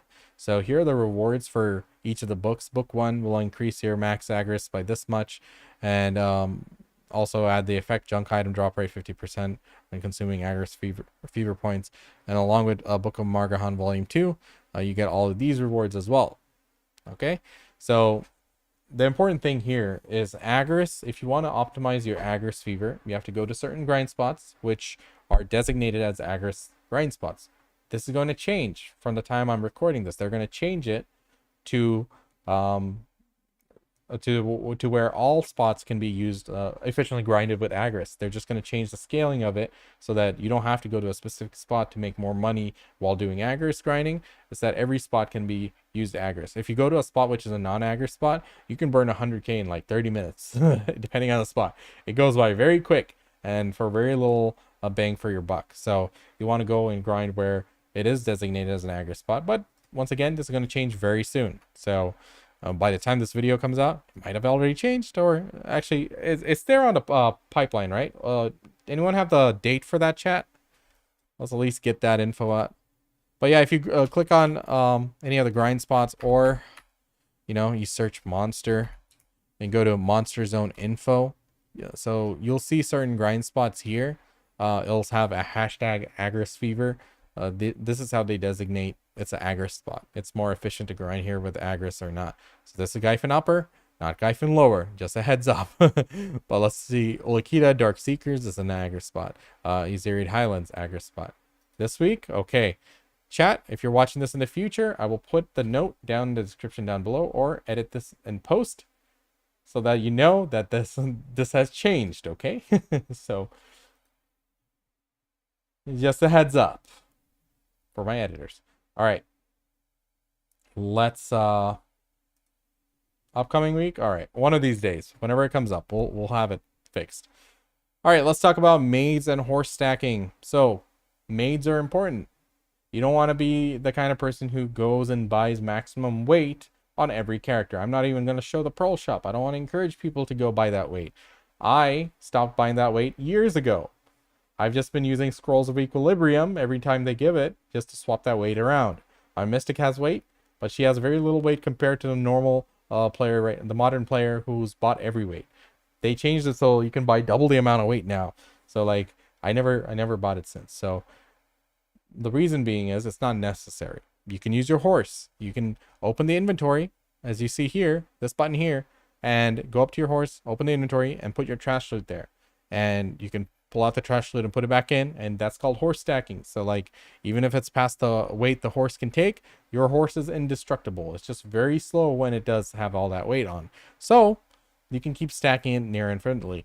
And also, when you have a lot of maids like I do, I got 56 storage maids. And by clicking this icon over here on the bottom left, it allows you to use multiple maids at once. So if I have like 15,000 trash loot in my inventory, I can click that. It'll consume multiple maids because each maid has a limit to how much trash she can carry, how much weight she can carry, but it'll consume multiple at once. So saves time. Over the years, I've stacked up a lot of maids. I've only bought like 10, probably in a few packs here and there, but they've given out over the course of 5 years, they've given out a lot of maids over the years through events, over by freebies and stuff. So, I probably bought more than that, but they give a lot of them out. Okay, that's the point. So don't feel like you need to go and buy 50. Buying a dozen is useful, it's helpful, but for the most part, they'll give you a lot, right? So anyway, what else with regards to weight? At least here's a few other tips in terms of weight and all this stuff similar. Maybe I'll change the title here, but similar content. So I'm not going to show the Pearl Shop one, but I will show the loyalty one. Did I buy it all on this character yet? Yes. Yes. No, I didn't buy it on this character. She doesn't need it. So here's 6 of them, 3,500 loyalty each.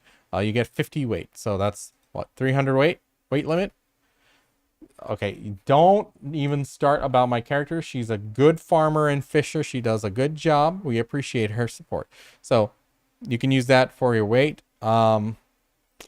Also, T4 pets, or any pets. Like, for example, the polar bear pet. I used to have 4 of these. Then I sacrificed them all to turn into my fishing pets because I fish 24/7 versus grinding every hour a day here and there.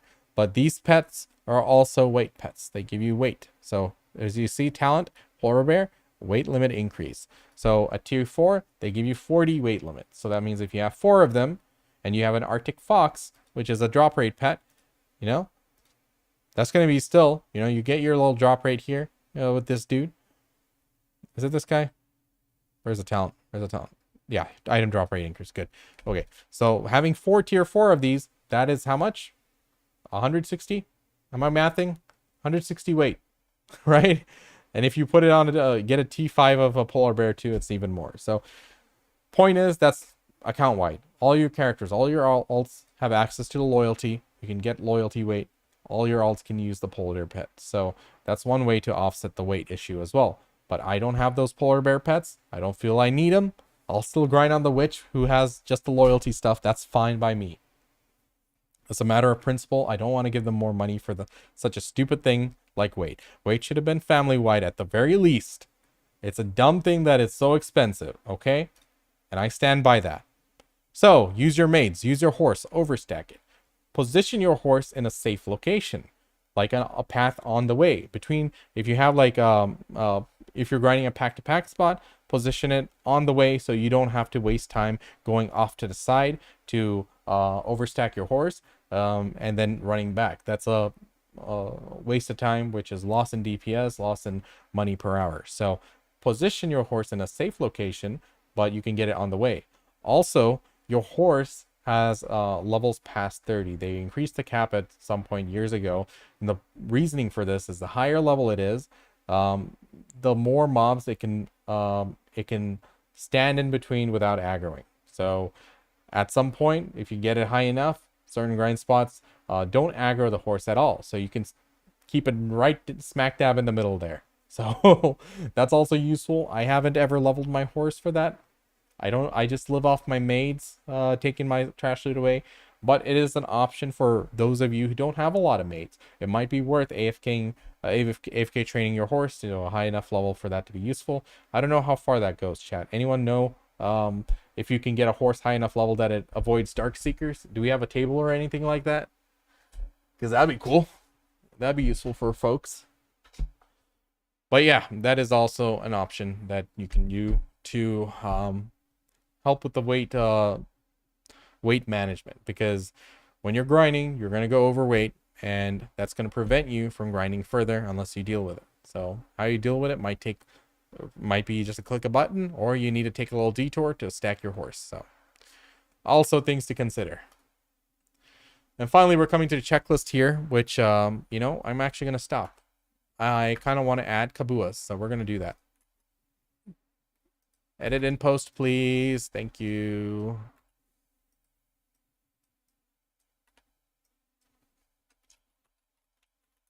So yeah, I had like all this information thought out, but then my OneNote didn't save to the cloud, and then it just deleted it. So I lost it all. So let's talk about kabuas and lightstones. So these are also that go into something that goes into your build and everything. So kabuas, these are giga good for grinding, right? So this give you 7 monster AP and 20 monster damage reduction. Together, that's 14 AP and 40 monster DR. That is huge. You know, once upon a time we didn't have that. Going and grinding somewhere like Decade Thornwood was dangerous. Olin's was dangerous. This was a game changer. It made a lot of spots meme. If we don't have these and you try to grind Dark Seekers even with 426 DP, you're gonna get slapped, right? These invalidated a lot of damage and a lot of grind spots and are immensely useful. But if you look at the prices, do not just straight up buy them. Do not go and try to grind for them. It's better to just get them as cheap as possible ASAP, because these are best in slot for the time being. Eventually they will add more artifacts probably, and you might have to change things up, but for the time being, they're very much worth it. The price here on NA, 6.6 bill, but the pity pieces here is just sitting here are cheaper. You need 100 pities. So realistically, if you do min order these, fine, but you can only order one at a, actually you can order more. How many can you order? 5 at a time. Wow, game changer. But you can order 5 at a time. But even if you max price this, that's still over a bill cheaper than buying the whole thing together. So yeah, I don't know what the deal with that is what it is. Okay. I guess you need 1,000 magical lightstone crystal. I doubt that offsets a billion. So Kabua's extremely important, right? Then you have, let's switch back to regular server. Then you have your lightstones. So we can actually go to Garmoth for this one. Let's go to Garmoth.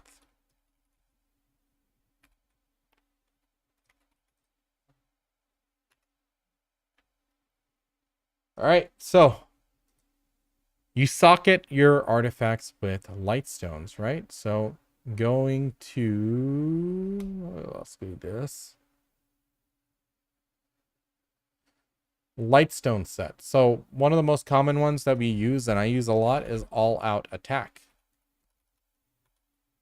All out attack, giga AP gain for using it. Also, you get crit hit damage, but you lose DR, so DR innovation. However, you know, a lot of time it's useful. But if you are at the cap and you can't go past it, but you want more damage, I'm not sure. Is this one thing that's going to change, guys, in the future? Correct me if I'm wrong, but if it is, I'll put a note in the description. Vicious Shadows gives you back attack damage and crit hit damage. So, chat, anyone know if they're going to change this or delete this or mess with this in any way, shape, or form? But yeah, so these are 2 common ones that I use. There's also another one for Death Blow. What is that one? Death Blow, that's for crit. I don't know if any classes have the crit issue anymore, but before we had sovereigns and stuff, and you know, some classes couldn't hit the 100% crit rate for all their skills. So this was also a viable thing back in the day. Depends on the class, individual classes. I don't know if it's still viable. There's also species damage ones, which are probably going to be invalidated, because if the specialty of species damage, for example, if you're at a spot where it had a 30% cap, that means that any AP past that AP cap was only 30% effective. If you had 100 more AP, you only got 30 effective AP on the monsters. However, species damage was different, that you got 0.7 or yeah, you know, 0.7 AP for 1 AP even past that cap. So if they're making it so it doesn't affect past the AP cap, then it's pretty pointless for the most part. I don't know if there's any use cases for this, but we'll see. And in case there are, or at least I'll put in a we'll update this in post with that information. Watch your back, worth or not? Let's check. Watch your back. I mean, it's basically just all-out attack, but the back attack variant. I mean, yeah, it'd be worth, but it, you know, it depends on the spots where you have 100% or a really high uptime on back attack. Some spots, like, you don't have that freedom. You know, there's a lot of trash mobs. They're facing in all sorts of directions. They're directionally challenged. In those cases, you might think against it, but if it is a spot you got a really high amount of uptime, yeah, it would be worth. All right, so that's Kabua's important artifact, and Lightstones. I'll include the screenshots here later. All right, so those were primarily the topics. A few things we need to add into post. We'll update it. But yeah, anything else, chat? I'll open the floor here. Anyone want to provide any tips for the folks that watch this in the future, or people in the chat that I might have missed here? Feel free. But last thing I wanted to give here is a checklist of things that I go through when I'm about to grind. Let me know if I miss anything. First, drop rate buffs. Make sure I have maximum drop rate buffs that I can afford to spend. Then the combat buffs, that is power buffs like food, elixirs, all that stuff, perfumes, XP buffs, whatever XP buffs I'm willing to use. Make sure all my pets are out, my grinding set, my grinding pets. Let's go over a few more tips from my end. Let me right after this. But alchemy stone, make sure I have enough alchemy stone charges and activate that. Make sure my Agris fever is activated in case I'm in an Agris fever spot. Repair my gear in case it hasn't been repaired in a bit. Make sure I have enough inventory space. Make sure my mount is in position in case I'm going to be overstacking on the mount. Otherwise, I just use my mates. Also, pop your guild buffs. You know, if you ever forget about those are nice to have as well. They're a little bit of a boost too, right? All right. So one thing someone's mentioned in chat, and also something I use, is hotkeys, right? So let's say for your pets, by pressing Alt 2, I put them away without clicking it. By pressing Alt 1, I take them out. So how do you set this up? You see this little arrow key here? If it has an arrow key there, that means it's customizable with the Alt hotkeys. And you see, hover your mouse over it, it says press Alt LMB over this to assign a quick hotkey. Same thing for the tent. Let's take the tent out. So to install the tent, forgot what I think it's Alt 3 for me. Yep, that is right. And then Alt 4 will put it away. You still have to hit enter, but this is useful to have to get your pets out and put them away quickly. Also to get your tent out really quickly. So just to show you how to set it up, and you can also set up all of these as hotkeys as well. Click Alt, hold down Alt, left click it, and then here you can click down, you can press a number. Well, you click this button on the side, you press the number, and then it assigns it. So let's try it again. So yeah, Alt 4, click that, and then you can select what the combination is going to be with Alt, as it says in the instruction here, and then you can assign it there. So very useful to have, very useful to use. So yeah, we've done a breakdown on harmony and draft, harmony and party. No, but I will include the list of the regular elixir rotation versus using the harmony. Apparently it's cheaper to do the regular elixir rotation, so I'll be sure to include that in the video. But it's going to differ between the spot, between the class, between your gear, right? So if you have the elixir rotation, that's cheaper. So do what's cheaper and what you can afford to do, right? Unless there's anything else anyone wants to add in here. So that's about it, guys. Listen, this took me some time to put together, and naturally it's not perfect. I really appreciate all your support here and giving tips and corrections and other things that I might have missed. It really helps out. We'll be sure to add those in post so that we're able to make this as fleshed out as possible. I know there's some big updates coming in, so this video is not going to be up for at least till the end of the week. And if those updates do come in this Wednesday or Thursday, whenever the patch day is, we'll be sure to update the guide before we release it. Okay. All right. Looking at chat here, Wraith, that's a very good tip, my friend. You know, do take garmot.com with a grain of salt. Like, people might be fudging their numbers. It might be from someone who's very, very skilled with their class and put in many hours with it. Don't compare yourself to anybody there. Just constantly improve on your game. See how much trash loot you're pulling, then slowly improve it on, improve a little bit more, And as you get better at your class, as you get more knowledgeable in the game, you will improve as well. So I also take Garmod numbers and take off 20%. That's a good one. Just got here. Have you? Oh, sorry. I saw that one. I get the ladle and flask. Oh, that is a good tip. Let's fucking go there. So, there's a few Manos tools, right? So chat. So let's add this one in as well. So the Manos hunting bag has 100 weight to it. That is amazing tip. So where's the ladle? The fluid, not the fluid collector. Where's the ladle? Ladle right here. That's also 100 weight. I don't think I have the alchemy one. Do I? What is the alchemy one called? Do I not have that? Probably not. But yeah, really good tip there. More weight. So we'll add that into the section. We're talking about the maids, the weights and stuff. So please do edit that in post, sir. Good stuff. Good stuff.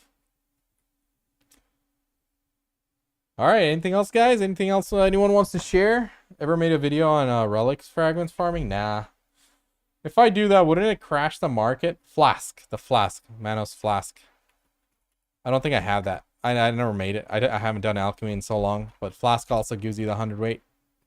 This is all at base, so you don't need to enhance these for the weight. And the weight doesn't change on enhancement. Good stuff. Anything else, chat? Anyone wants to add?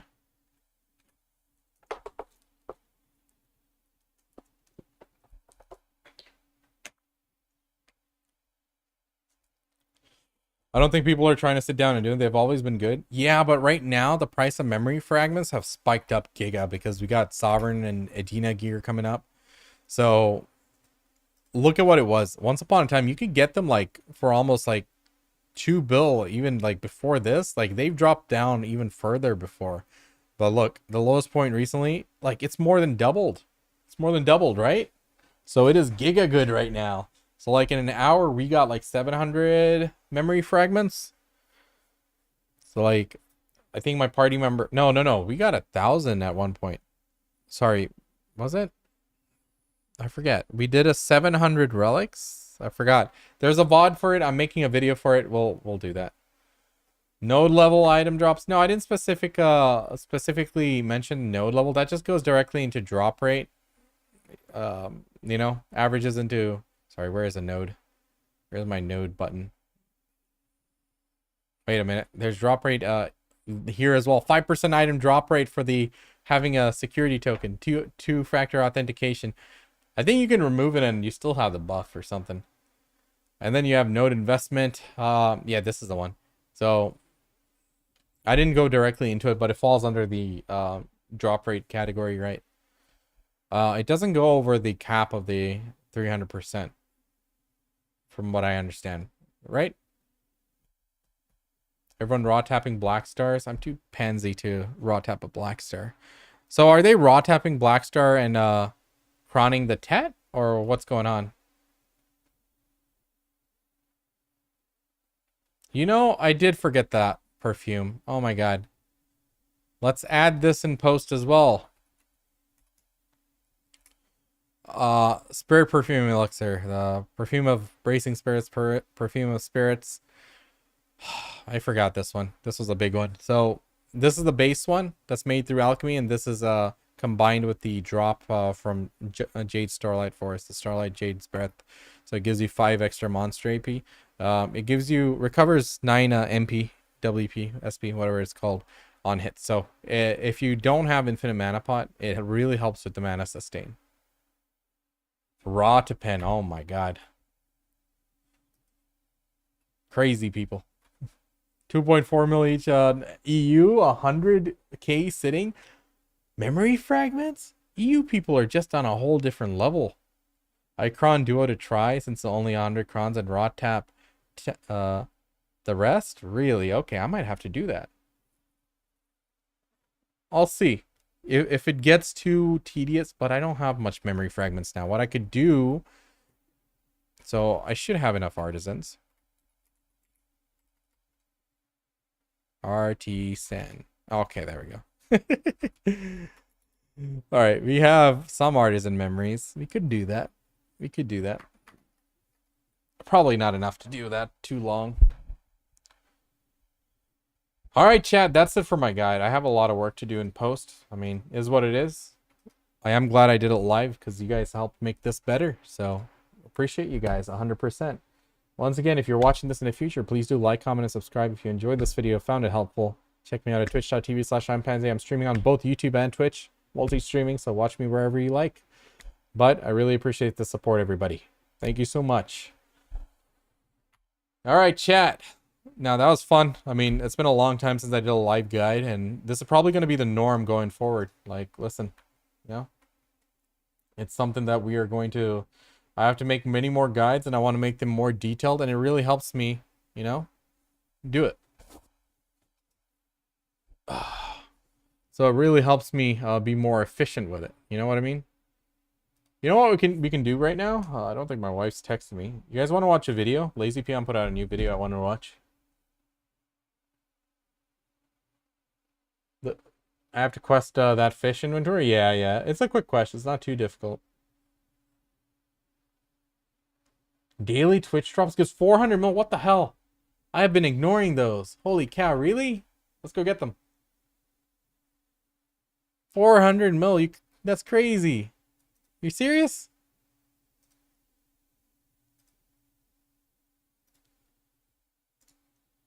Holy cow. Watch drops, view details. What 400 mil? I thought I got everything. I didn't know there was more. Is this Sunday, July 20th to Monday, July 21st? Oh, it's only for the weekend, so the after party. But I don't think my chat... Is my stream doing it? Does my stream have it? Did anyone get it from my stream?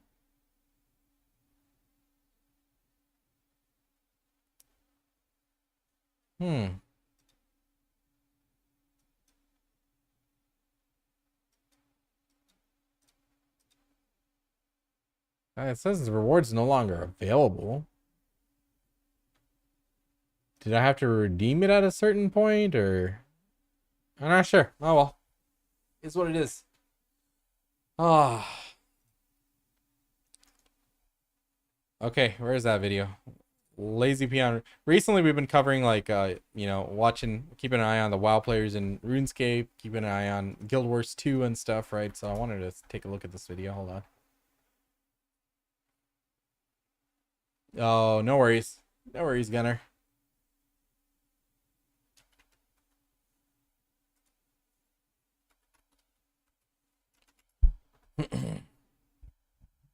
Oh, good stuff.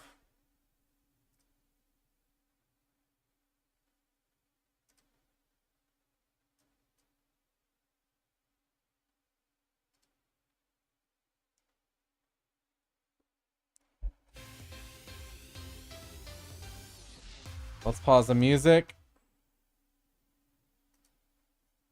All right, chat. So this is a video by Lazy Peon. He recently put it out. MMO players are sick and tired. Basically alluding to players playing retro MMORPGs, older MMORPGs, and stuff like that. So let's give it a watch. I didn't watch it yet, so wanted to watch it. So let me make sure the audio level is good too. So let's take a look. On YouTube for the past 10 Oh, years. sorry. I've noticed, as someone who's been covering the MMORPG genre on YouTube for the past 10 years, I've noticed that in recent years, the MMO community's attitude to new announcements, upcoming games, and the genre as a whole has certainly shifted from being somewhat optimistic to more pessimistic. Ain't that the truth? After all the disappointments, back-to-back disappointments, Not a single one of them hit a home run. All of them just flopped eventually. Throne of Liberty was fun though. I had fun with it. I know it died out. You know, its player base is a lot smaller than it used to be. So be it. Let them merge. Let them do whatever with the servers. But there's design issues there, and of course they have a new MMORPG coming up soon. That's Aeon 2. But it's just back-to-back disappointments. And I was talking about this earlier in the stream with like the advent of mobile MMORPGs and stuff, and that how companies shifted to that as a easy money for like 1/10 of the effort for many multiples of the profit, right? It's a lot easier to make a mobile game, and you know that was one factor that companies stop investing that much time and resources into MMORPGs. You know, improving existing MMORPGs, growing it, you know, slowly making it a better game and getting more people to play it. That takes a lot of time and effort, so they take the easy way out or something. You know, there's a lot of factors that go into it, but that was one thing that, you know, we were talking about that could have been a factor to the degrading of the MMO future from different publishers and developers and stuff over the years. But yeah, sentiment is down, man. We're upset. I mean, so many flops back to back. We get so excited. Remember Chrono Odyssey? We were so hyped for that because the trailers looked so cool. It had all that dark aesthetic to it. Very unique from what we heard. But then when we got in and found out that it's a copy of New World, of all the games you could copy, you choose New World? So it's like, unfortunately, you know, it's just been a recurring theme of disappointments. Kickstarter is going nowhere. You know, games in development forever, ashes. You know, the games that do come out with a lot of hype, like Throne, and the system just couldn't sustain that large player base, and eventually people were, disenfranchised with the game systems and stopped playing, and doesn't change quick enough. They do make the improvements. It did get a lot better in Tier 2, but it took them way too long, and it was too late. But yeah, sorry, rambling. And who can blame them? I've noticed it especially in myself. A couple of years ago, whenever a new MMO was announced, I was excited to make content and dive into the details for basically every upcoming game in the genre. Nowadays though, I'm less quick to even cover newly announced upcoming releases. You know, the reason is he's been playing RuneScape like a Giga Chad for the past year. I saw his other video. He's been deep in RuneScape, man. Fuck yeah, RuneScape. The one solid rock of an MMORPG over the years. And there's others too, but you know, RuneScape's RuneScape. It's everybody's favorite side game, isn't it? Like, not everybody, but you know what I mean, chat. A lot of people play RuneScape on the side, go back to it every once in a while. You can quit and come back, and it's like, who cares? It's not like a new expansion came out. It's not like your gear's completely invalidated. You just pick up where you left off. That's one of the beautiful things about it. It's a shame no other game tries to do that. It's like, okay, really quick, let's burn bright, burn fast, and crash and move on to the next project, instead of cultivating that little project that you already have, your game that's already released, already fleshed out. Improve it and grow the player base. Recruit players by doing marketing campaigns when a big update's dropping. Improve the aspects that people are disappointed in. But nope, they rather move on to developing a new game instead of improving the existing one. It feels like. I mean, sure, they have different teams and stuff, but you know, at some point you're cannibalizing your own player base, aren't you? Because deep down, Shino, it is a big deal if you care about being, competitive. Every year the gear score goes up by 30, 40 gear score. So if you grinding your ass off, spent money getting to that giga gear score, got to 800 gear score, next year you come back, you're behind by 20 gear score or something, right? You're going to be at a disadvantage. You spent all that time and money getting to the high point, come back, you're going to be behind. It's not, if you don't care about that competitiveness, you can get back and start grinding where you were at and resume and improving your gear. So depends on the side of which side of the coin you're looking at, right? It's not, yeah, exactly. It's not like a WoW expansion that says delete your gear, start over new. It's a different type of game. They're not the same genre in that sense, but it does move the goalpost year over year. Invest money in a new PC to play RuneScape. Play RuneScape on your phone, bro. Easy. I know that there's a high chance they either won't make it to a full release, or they'll struggle to maintain a player base for longer than 1 year. In this video, I'm going to talk about why MMO players are growing sick and tired of the genre, as well as discuss if things will change anytime soon. But first, support the content by listening to today's sponsor. So I was completely off about what he was going to talk about in this video, but that's okay. You know, that's proof that I didn't pre-watch this video, okay? I'm authentic. No, I'm kidding. Okay, but, you know, so many flops over the years. And I don't think that a game needs to be a smack dab hit right off the bat. There are many great games that took time for them to cook. Final Fantasy XIV's first release, it sucked. It wasn't until Realm Reborn they put in time to improve the game and cultivate it into something much more. Even Realm Reborn, I didn't like it that much. I hated the story then. I hated all the characters. But by the time I got into Shadowbringers, they were my homies. By the time we got into Endwalker, I loved each and every one of them. It took time for that game to get to that point. It took time for Guild Wars 2 to get to Path of Fire. Guild Wars 2 on the release, it wasn't a great game. I mean, like, it was fun, but a lot of people quit pretty quick because it wasn't, you know, at a good stage. I mean, they were still figuring shit out. They constantly changed the PvP reward system and stuff, I remembered. And it's like, they were always trying to mix and match and do things where they were trying to figure it out, and they did it eventually. Heart of Thorn got better.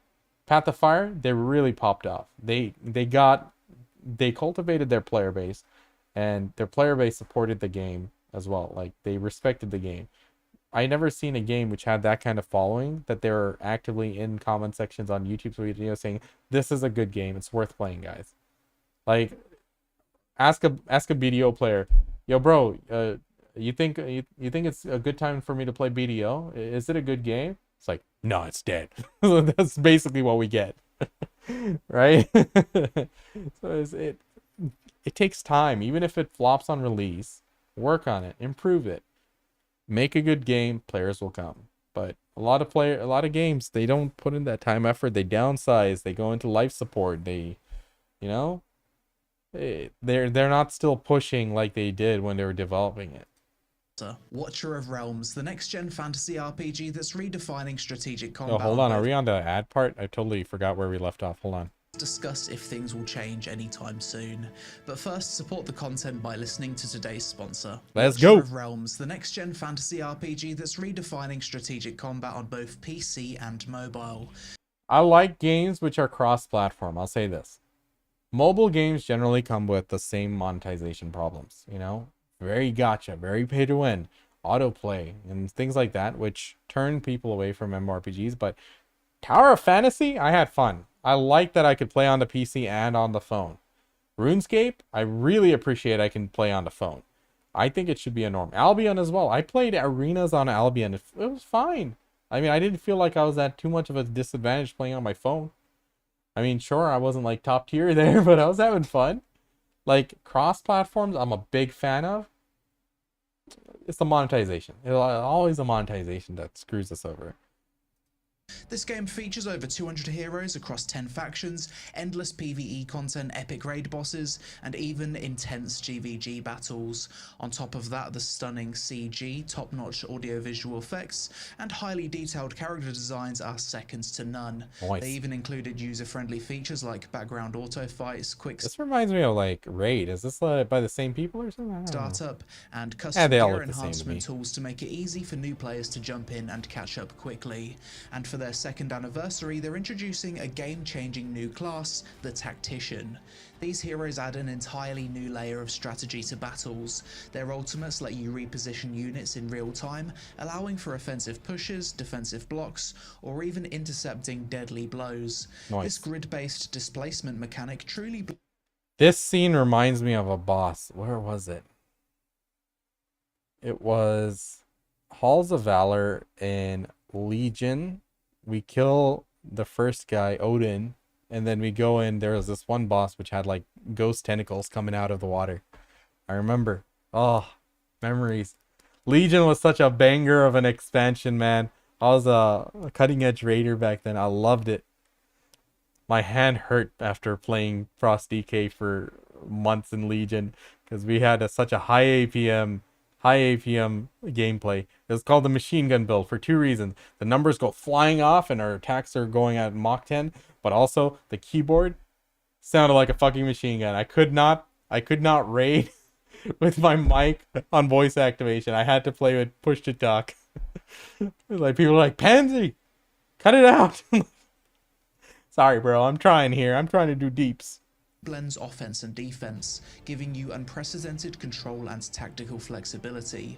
We're also getting new knight heroes, Moradin and Valara, who belong to the new tactician class and bring unique battle mechanics and bond skills, perfect for buffing allies, reducing enemy defenses, and knocking foes back.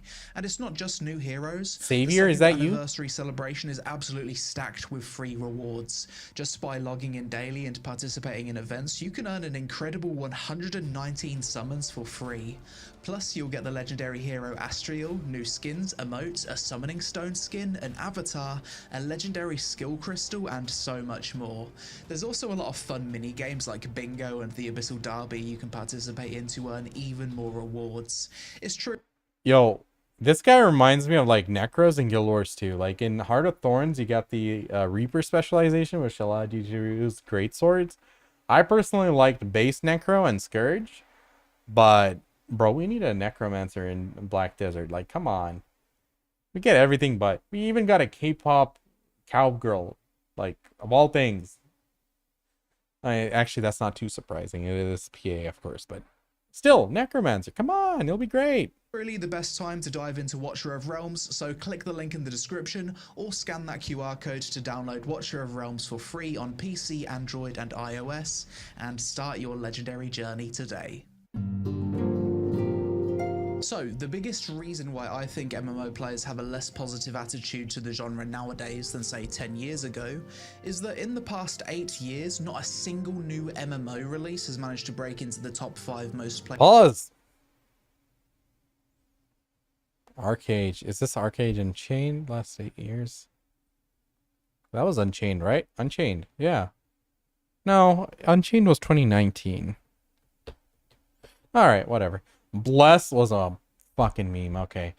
Throne Liberty, New World, Eternum. I never got into New World after the initial stages. I tried multiple times. I just couldn't. It's just not my type of game.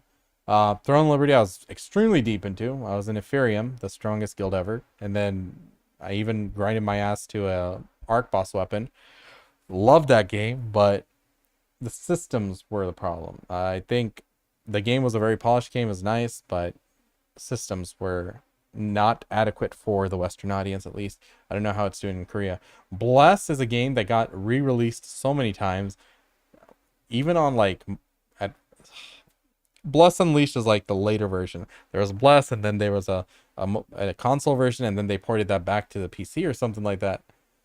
Yeah, it was disappointments, absolutely. Like I said, if you take Throne of Liberty and what they achieved in the first year, I thought that was great. The amount of players they held on, and the drop-off wasn't a quick one as I expected.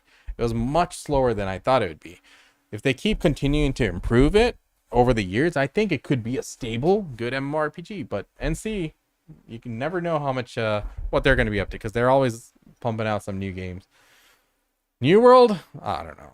Arcade, it needs Arcade too. It's too old of a game, you know. If it was a game that was running for ever since Arcade release, like 2013, 14 or something, if it was running all this time, alive and well, even if with like a smaller dedicated player base, it could still, you know, continue to make a comeback or something. But continuously releasing new versions, continuously releasing new servers, that is just never a recipe for success in an MMORPG. You need a persistent world, persistent servers, persistent characters. One thing that gets me back into an old MMORPG is I miss my characters, man. I even have a Discord channel for myself where I have portraits of all my characters just so I don't forget them. They were my conduit, my avatar that I enjoyed all those different worlds with. You know, I really appreciate my characters. They all mean something special to me because I was able to enjoy that game through them. And I sometimes miss the characters, so I go back and look at them. Like I look at my gear I earned, look at the achievements I accomplished with my friends and my guilds. I miss Wildstar because I miss my characters more than the game. I miss that character I raided Datascape with, got some epic weapons, whatever it was called back then. And, you know, I miss seeing the Galactic Hotshot achievement I had on my warrior for being the realm first capped warrior. Those are memories. So it's important for an MMORPG to have a persistent server as well as a persistent world. If you keep resetting, restarting, it's hype for the first few months. Why is it going to work out this time if you haven't changed anything in the main system? Why is it going to last longer? No, it's just another gimmick. It's just another, you know, hurrah, you know? Sure, it makes money for the company or something. It's fun for a few months. Not saying it's not worth playing. I played Arcade Unchained for a few months. I only lasted a little bit, but I had fun. It was great. At least while it lasted for me. It was memories. But still, you don't get a successful MMORPG by resetting everything constantly. You know, it needs to be persistent. Played games in the genre and stay there for longer than a few months. The top 10 most popular MMOs are WoW, OSRS, Final Fantasy XIV, Black Desert Online, Albion Online, Guild Wars. Hey! That's us, boys! That's us! He got us in there. Let's go. ESO, EVE Online, MapleStory, and RuneScape 3. Most of these Yeah. MMOs are really old. Albion Online and BDO are the newest to secure spots in the top 10.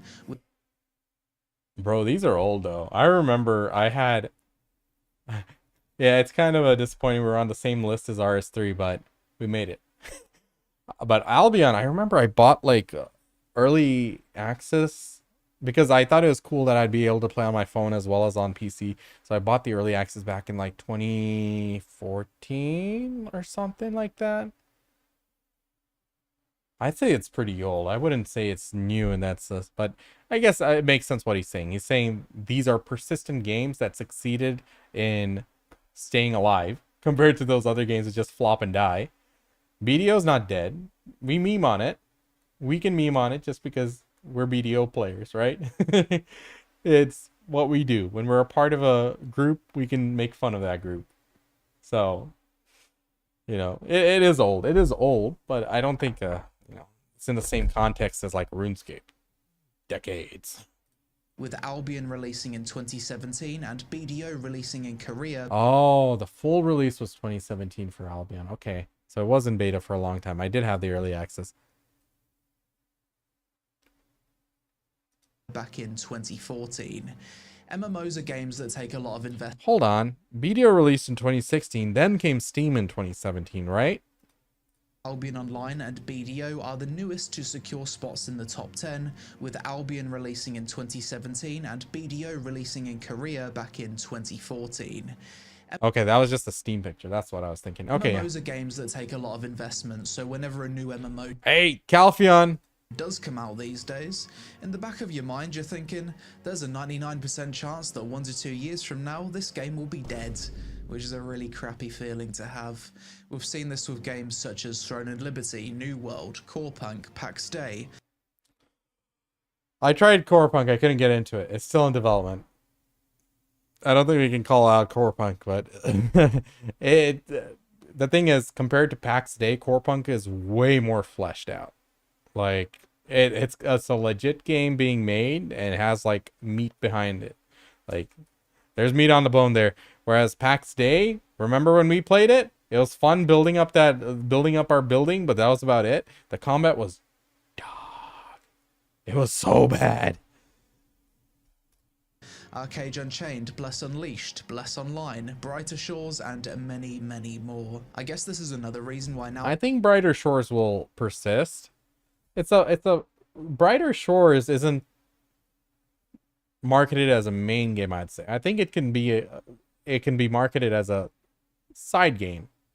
It's not something that you have to actively play, you know, in front of your PC. Like it's something you can play on a side, you know, on the side monitor. Corepunk has gotten some insane quality of life. I'm supporting Corepunk. Like I could have asked for a refund when they took the servers down after I bought that pack, but I feel like they're actually genuinely trying to build something different, and it's risky, but it's worth the risk. I think if it can persist, I think it'd be something cool, something different, but MMORPG looks nice. Brighter Shores is Andrew Gower's project. Yeah, I mean that's Andrew Gower's, but he didn't want it to just be a passion project. He wanted it to be something legit, and I think he's seriously working on it. So I don't want to write it off just as a passion project, but I don't think it's something that's just gonna fade away. I think it'll be around.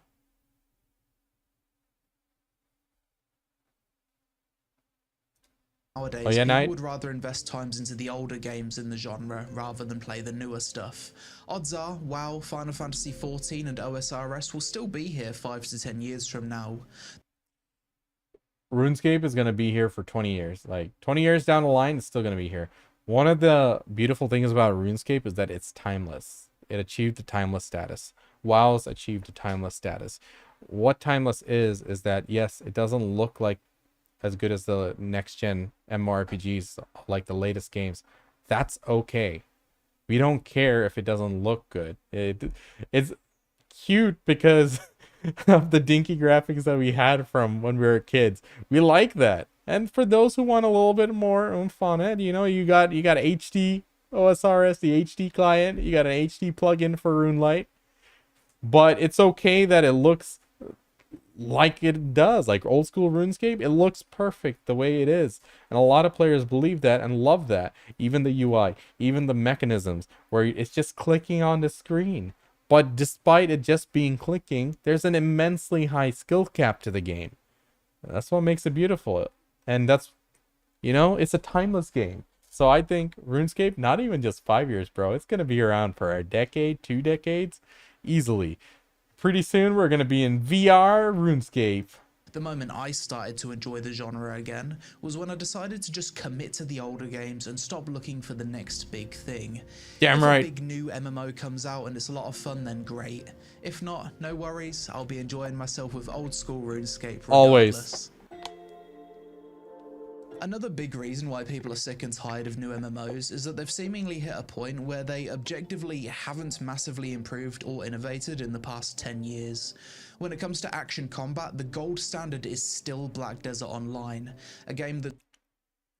You know, I don't really want a new MMORPG to like innovate and do something crazy different. Like I want there to be a few different things, new experiences, but I'm okay with, you know, with decent combat. I'm okay with decent graphics. I'm okay with, you know, the same old Holy Trinity. I love Holy Trinity, man. I love games with classes. I don't want them to come up with this whole new intricate way for classes to be done. It's not, oh, you get these different trees and you can pick and choose skill. Nah, just give me a class, bro. Just make it fun.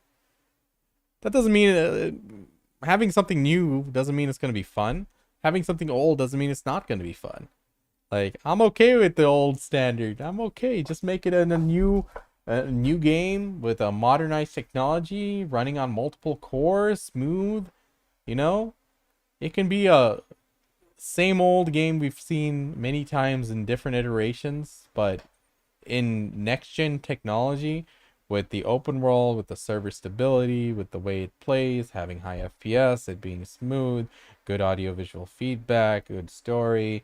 These can be redone over and over, but if you do it right, it can still be great. I'm not really looking for something next gen, but I know some people, you know, they want to see even better graphics and stuff. I've never been on the graphics train. I think that fell off like a long time ago. That took 4 to 5 years to develop and released in 2014. No other MMO has action combat anywhere near the level of BDO. For tab targeting, We're getting massive W's in this video, guys. Usually we're the punching bag. I'm loving this. World of Warcraft is still the gold standard in terms of fluidity and responsiveness. We frequently get modern MMOs releasing nowadays with worse combat than what existed 10 to 20 years ago, and it's hard to wrap your head around why. It feels like we're going backward. Games like Bitcraft, Pack Stay, Quinfall, Embers of Drift, Say Chrono Force Odyssey! Unleashed, and Core Punk all have a Hey, come on. Let them cook. I mean, you can't compare Corepunk to League. There's no other MMORPG top-down like this other than Albion. dog-tier combat that makes you question how they... Okay. Corepunk wasn't that bad. I played it like 6 months ago. It wasn't that bad. even released in that state.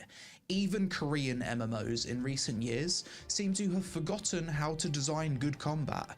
Korean devs used to be masters of creating the best action combat in the genre, but recently we've had Throne and Liberty, a game heavily criticized for being clunky as hell. To be fair, when Tier 2 came out, they did a lot of combat updates and it felt a lot better. It's still a tab target MMORPG, and I always said this. People say it has an action combat mode. I'm like, yes, but it's still a tab target MMORPG, even in the action combat mode. But it did get better. To be fair, the gameplay got a bit better with a few updates. Force Gaming visited Corepunk this week? Oh yeah, let's check it out. But it's still nowhere near the level of World of Warcraft. Chrono Odyssey is another one. Recently did a beta test. Combat wasn't great. People weren't impressed. Bro, that's an understatement. It was dog shit. It wasn't until I beat the first boss after I figured out I used my attack and then I canceled that animation with dodge, and I had to, it was such a clunky looking thing I had to do in order to beat that boss. I'm like, it was so bad. It was so bad. Needs a lot of work to even be passable. And just take a look at the latest Korean slop MMO to be announced at G-Star called Architect. Clearly mobile, PC, console, cross-platform based on the user interface, every ability, heavy static animation locks, clunky movement, janky animations. You can tell just by... You can make a game look like this and actually function and play, and you make it crap? Why? Chrono Odyssey is so bad, just give them another 2 years? I don't know. They might need more time if they've been copying New World. Of all things, copy a successful game. I mean, yeah, I'm throwing some shade at New World. It's not the worst game. They did improve. To their credit, they did improve. New World was like in a bad state, but they kept working on it, fixing the bugs, and did improve to a point where players came back in the thousands. And, you know, they should have cultivated that player base. Instead, they memed on them and made them run away. Every ability, heavy static animation locks, clunky movement, janky animations. That is one hell of an anteater. You can tell anteater. just by looking at it that the gameplay is complete arse. Bellatorus, another upcoming Korean MMO. Granted, it looks a bit better than Architect, but still, it really doesn't... See, I don't believe these videos anymore. Because remember Chrono Odyssey, they gave us amazing looking trailers and stuff. So when we were going into that beta, we thought that's what we were getting. And then that wasn't what we got. And then, who's that guy? The CEO or someone? He tweets out, oh, there's a later build, which is a lot better. And it's like, why didn't you give us that build? Huh? Why are you making us test the shit? Give us the latest one. Give us the good one. How does that make any sense? Look that great, does it? The dodges especially just look atrocious. This is what I mean about upcoming MMOs seemingly not progressing or straight up going backwards compared to what was releasing a decade. You know, that is true, but it's not like they're sharing their systems, right? Like their code and whatnot. They have to redevelop their own stuff.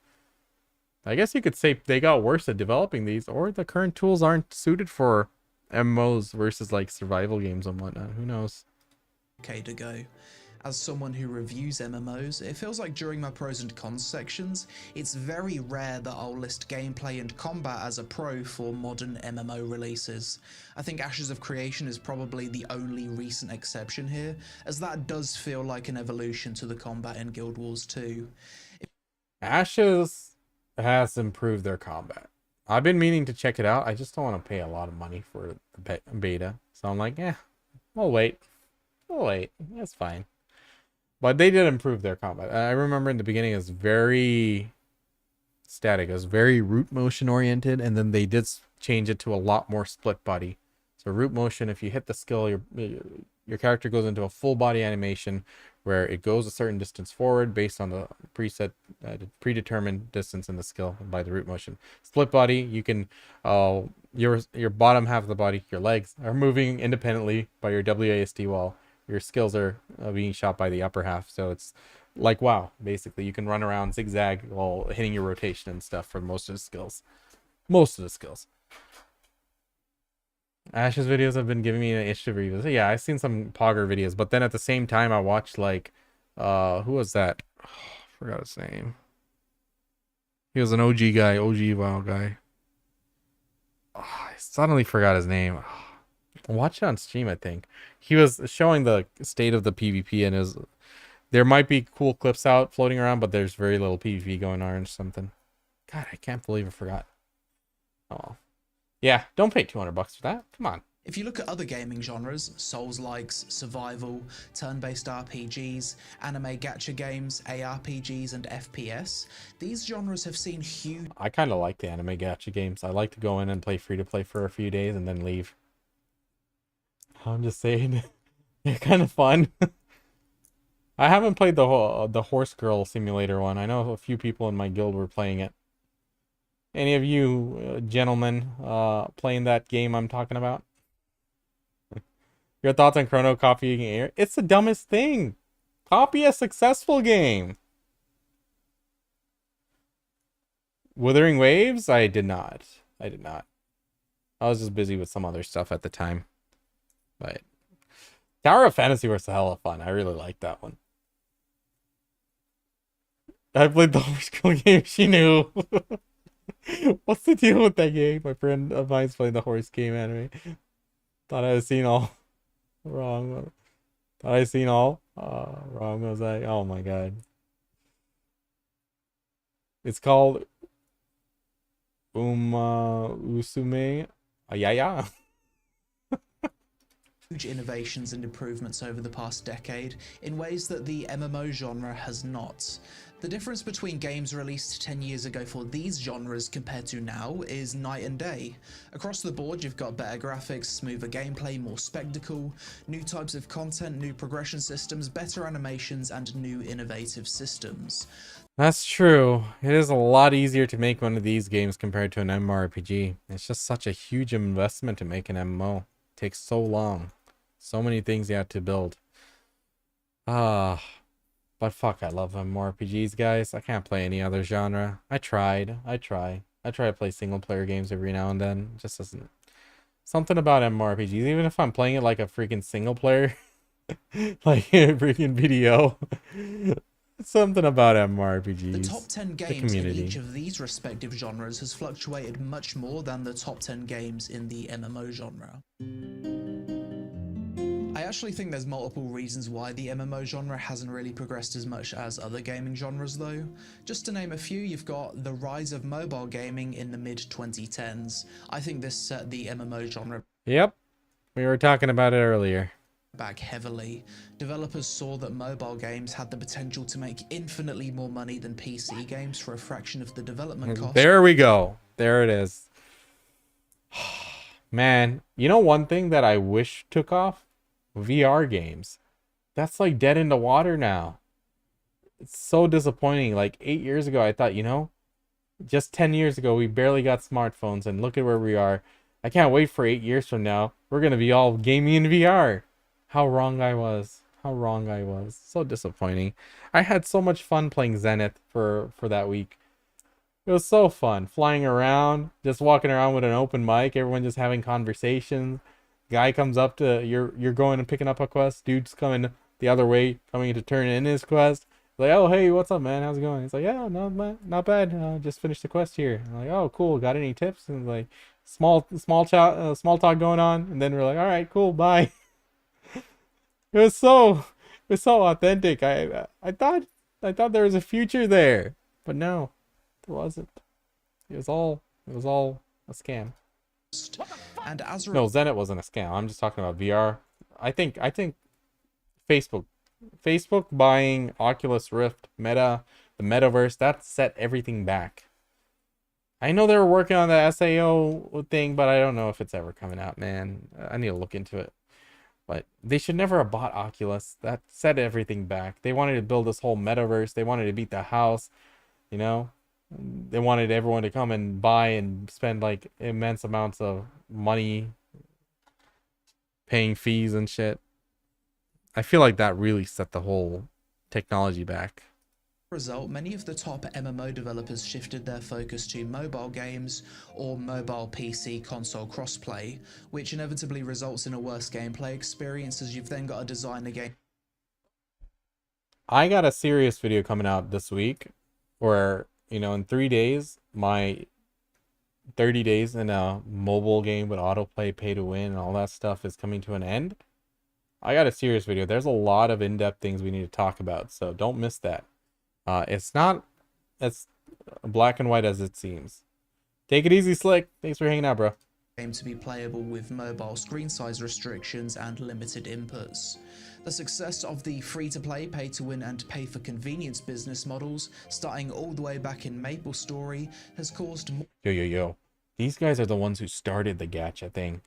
Like, this is patient zero right here. These fuckers are the ones who started out the whole gacha system. Everything, imagine everything, loot boxes, everything came from these dudes. This. We still love them though. It's a great game. more and more developers to design games in a way that they'd create problems to then Exactly, sell Shinu. solutions on the cash shop. You're vibing, I bro. believe that the popularity of transmog systems turned out to be a bad thing for the genre as a whole, as for most games it results in a diminished sense of visual progression during leveling.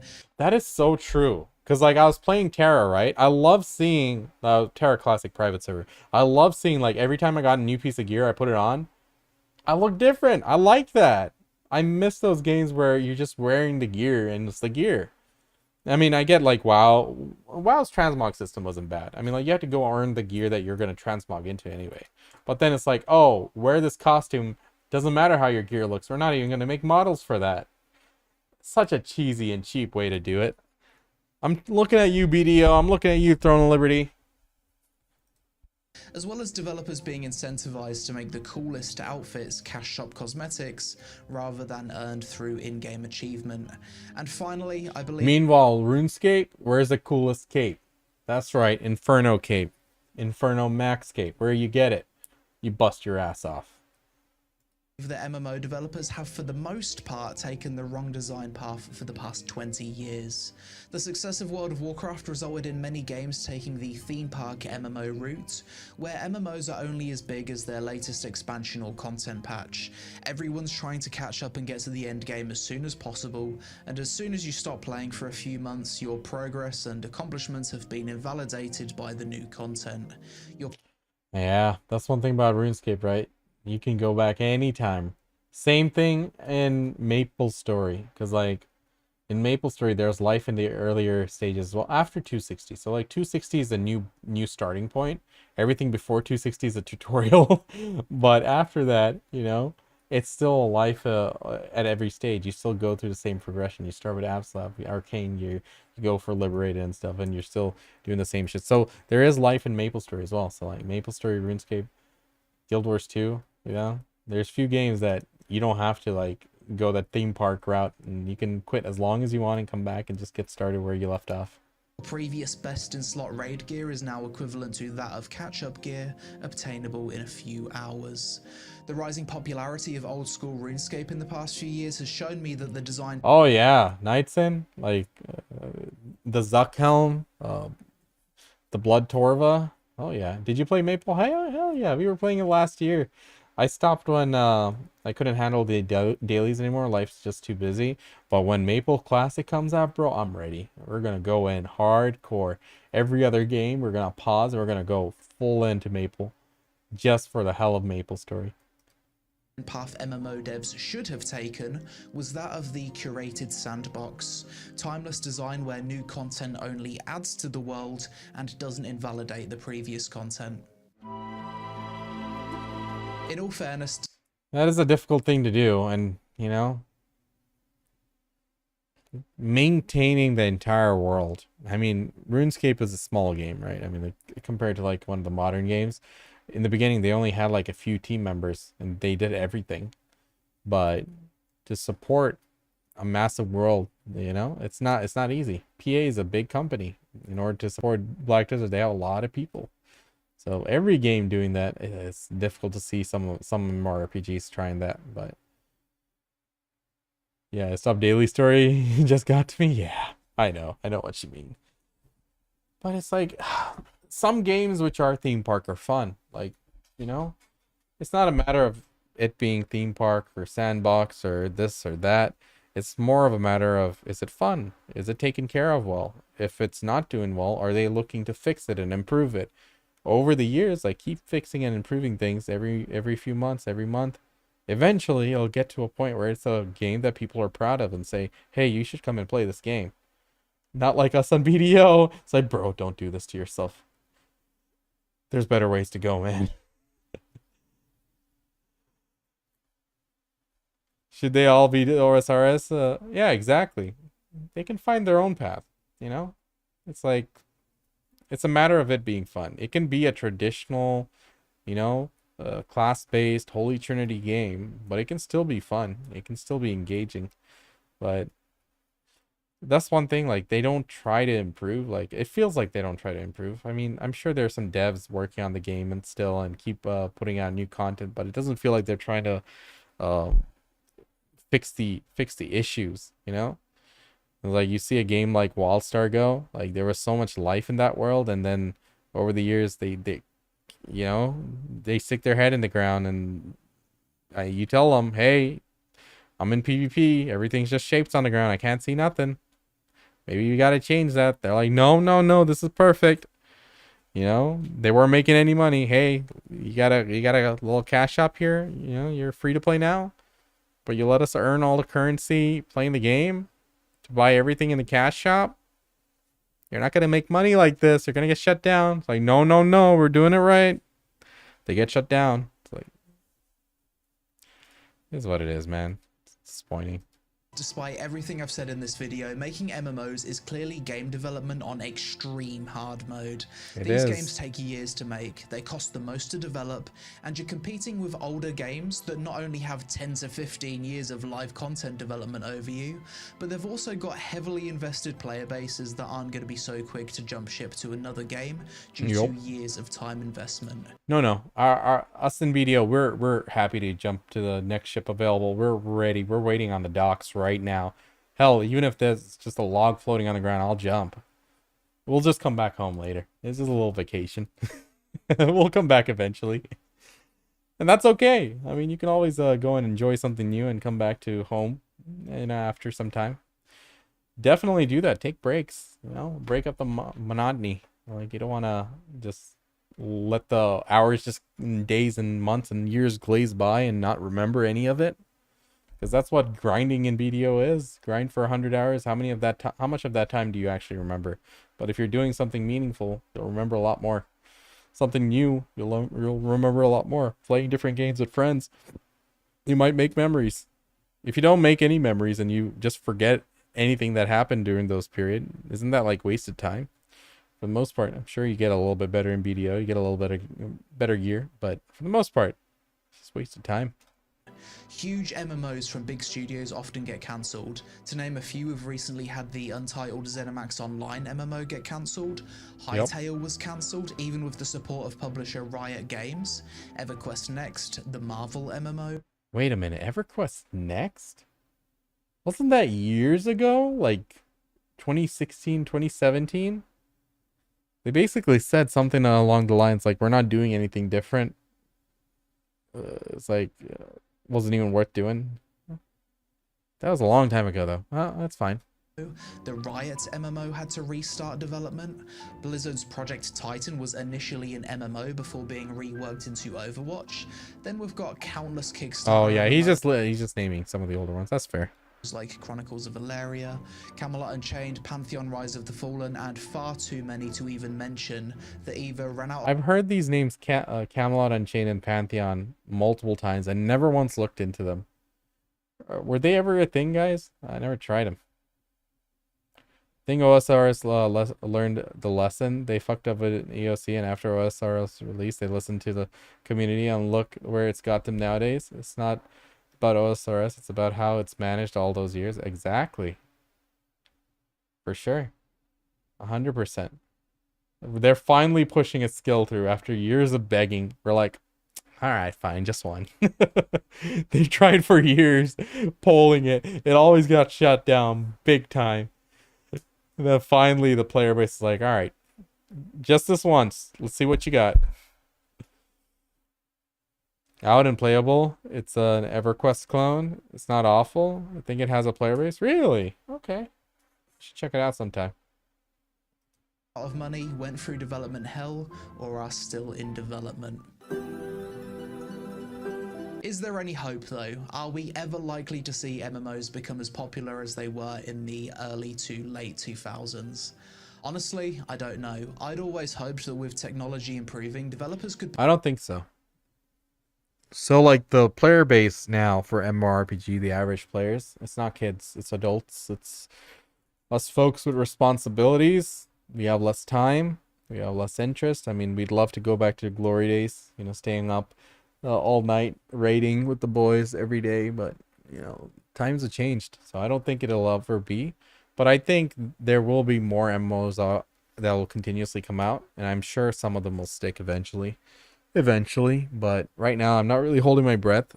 I'm just hoping like the old ones just continue to stay alive, and I'd be happy with that because I made my peace with the new ones. I am looking forward to like ArenaNet doing Guild Wars 3. If they can do that, well, I mean, like if they take everything they learned with Guild Wars 2 and just put it on steroids, I mean, something new. They're someone I could trust, you know. They had every opportunity to turn into something like heavily monetized, but they stuck to their core values with what Guild Wars 2 is going to be. And, you know, over the years, it became a better and better game. I mean, it's not my main game. It's not something I view it as such. It has its flaws, but that's okay. Games can have flaws. Different games appeal to different people, right? So that's perfectly fine. I just hope that more games like continue to take care of what they already have and build on it rather than just chuck it and move on to the next project. I mean, that's just what it feels like with like NC. Like Throne wasn't a bad game.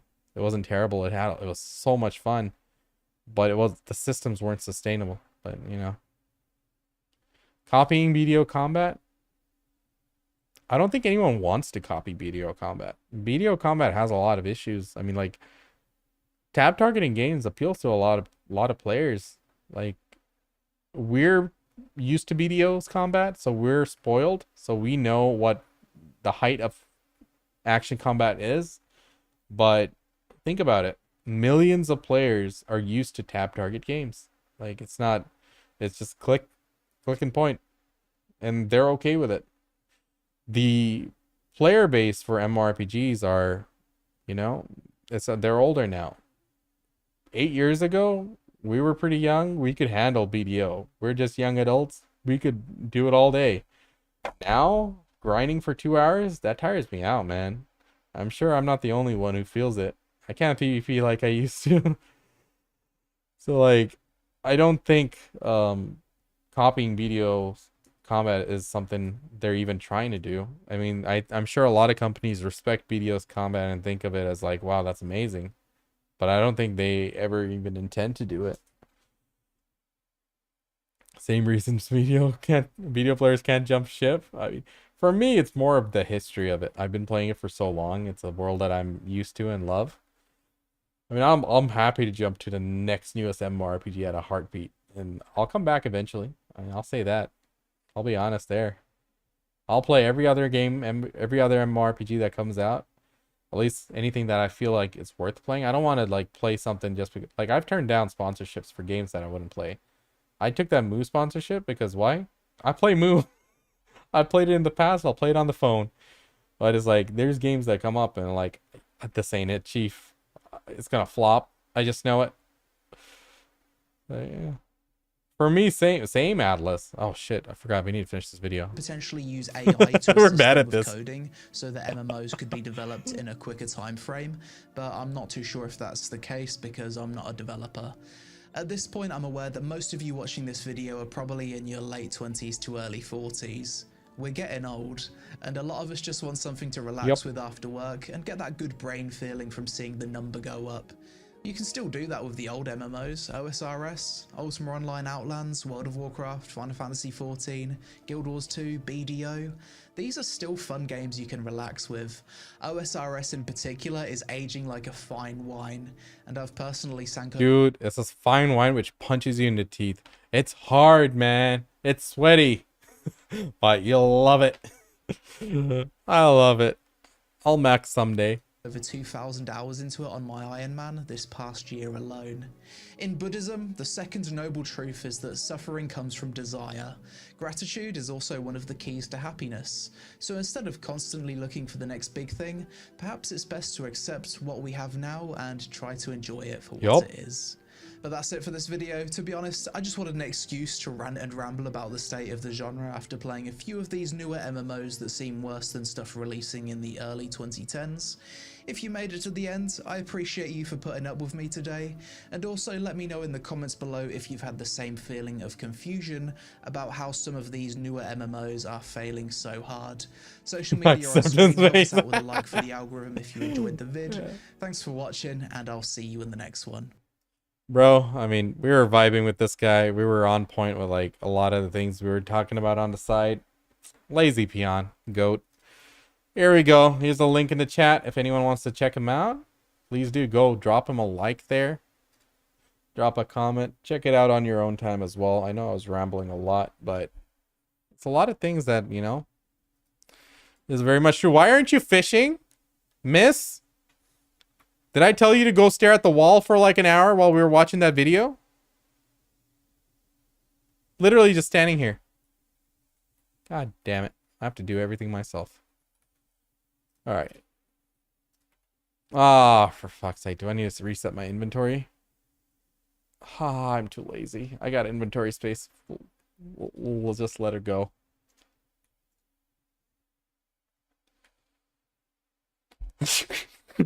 No. She's gonna fight for that.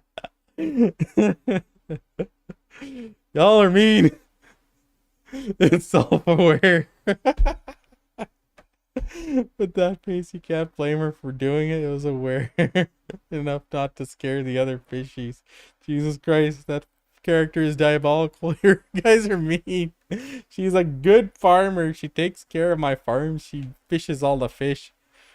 Leave her alone. Alright, guys. That's it for the stream here, boys. Everybody, thanks for watching. Got a lot to do on the editing front, but hey, we'll get it done. We'll make sure the guide's polished up for the most part, updated with the latest patch coming out. But hey, it's been fun, guys. Appreciate you. Is it still active in 2025? Yes, BDO is still active. I know people have complaints about it, but it's because we're very passionate about the game. We don't want to see it get worse. We want to see it get better. But it is an active game. You can start it now if you like the Korean grind games with a cash shop. But you can play with less spending. But all in all, it is what it is. Hey, Ken, using those emojis there. I need to upload all the other ones. Let me actually see it. Hold on, where's my YouTube? Where's my Twitch chat? Twitch chat update. Come on. Did I put up all my emojis? Waiting for a private server throwing Liberty. Oh my god. By the way, you know that emoji I made on ChatGPT. Thank you. Alright, guys. Appreciate y'all watching. Time to call it a night. I'll catch you guys tomorrow, the day after. Tomorrow I'll probably have to do offline content, but then day after, Wednesday, Thursday, Friday, probably going to be back-to-back streams, okay? We're going to be doing more of this guide stuff online, or live guide stuff, but we're also going to be watching other videos, making content, playing the Mystic, grinding up, all sorts of stuff. Why'd you stop fishing? I know I press RMB, but I do that on accident. You should know me by now. Anyway, take it easy. Twitch chat, YouTube chat, appreciate y'all. We had to kick off Kick chat because Kick was just spam botting. So yeah, it's just the two of us now. All right. Appreciate it. Take it easy, guys. You ain't fishing in Termia? Nah, I make more money in Velia. We tried it. And my DK! Enjoy the scene.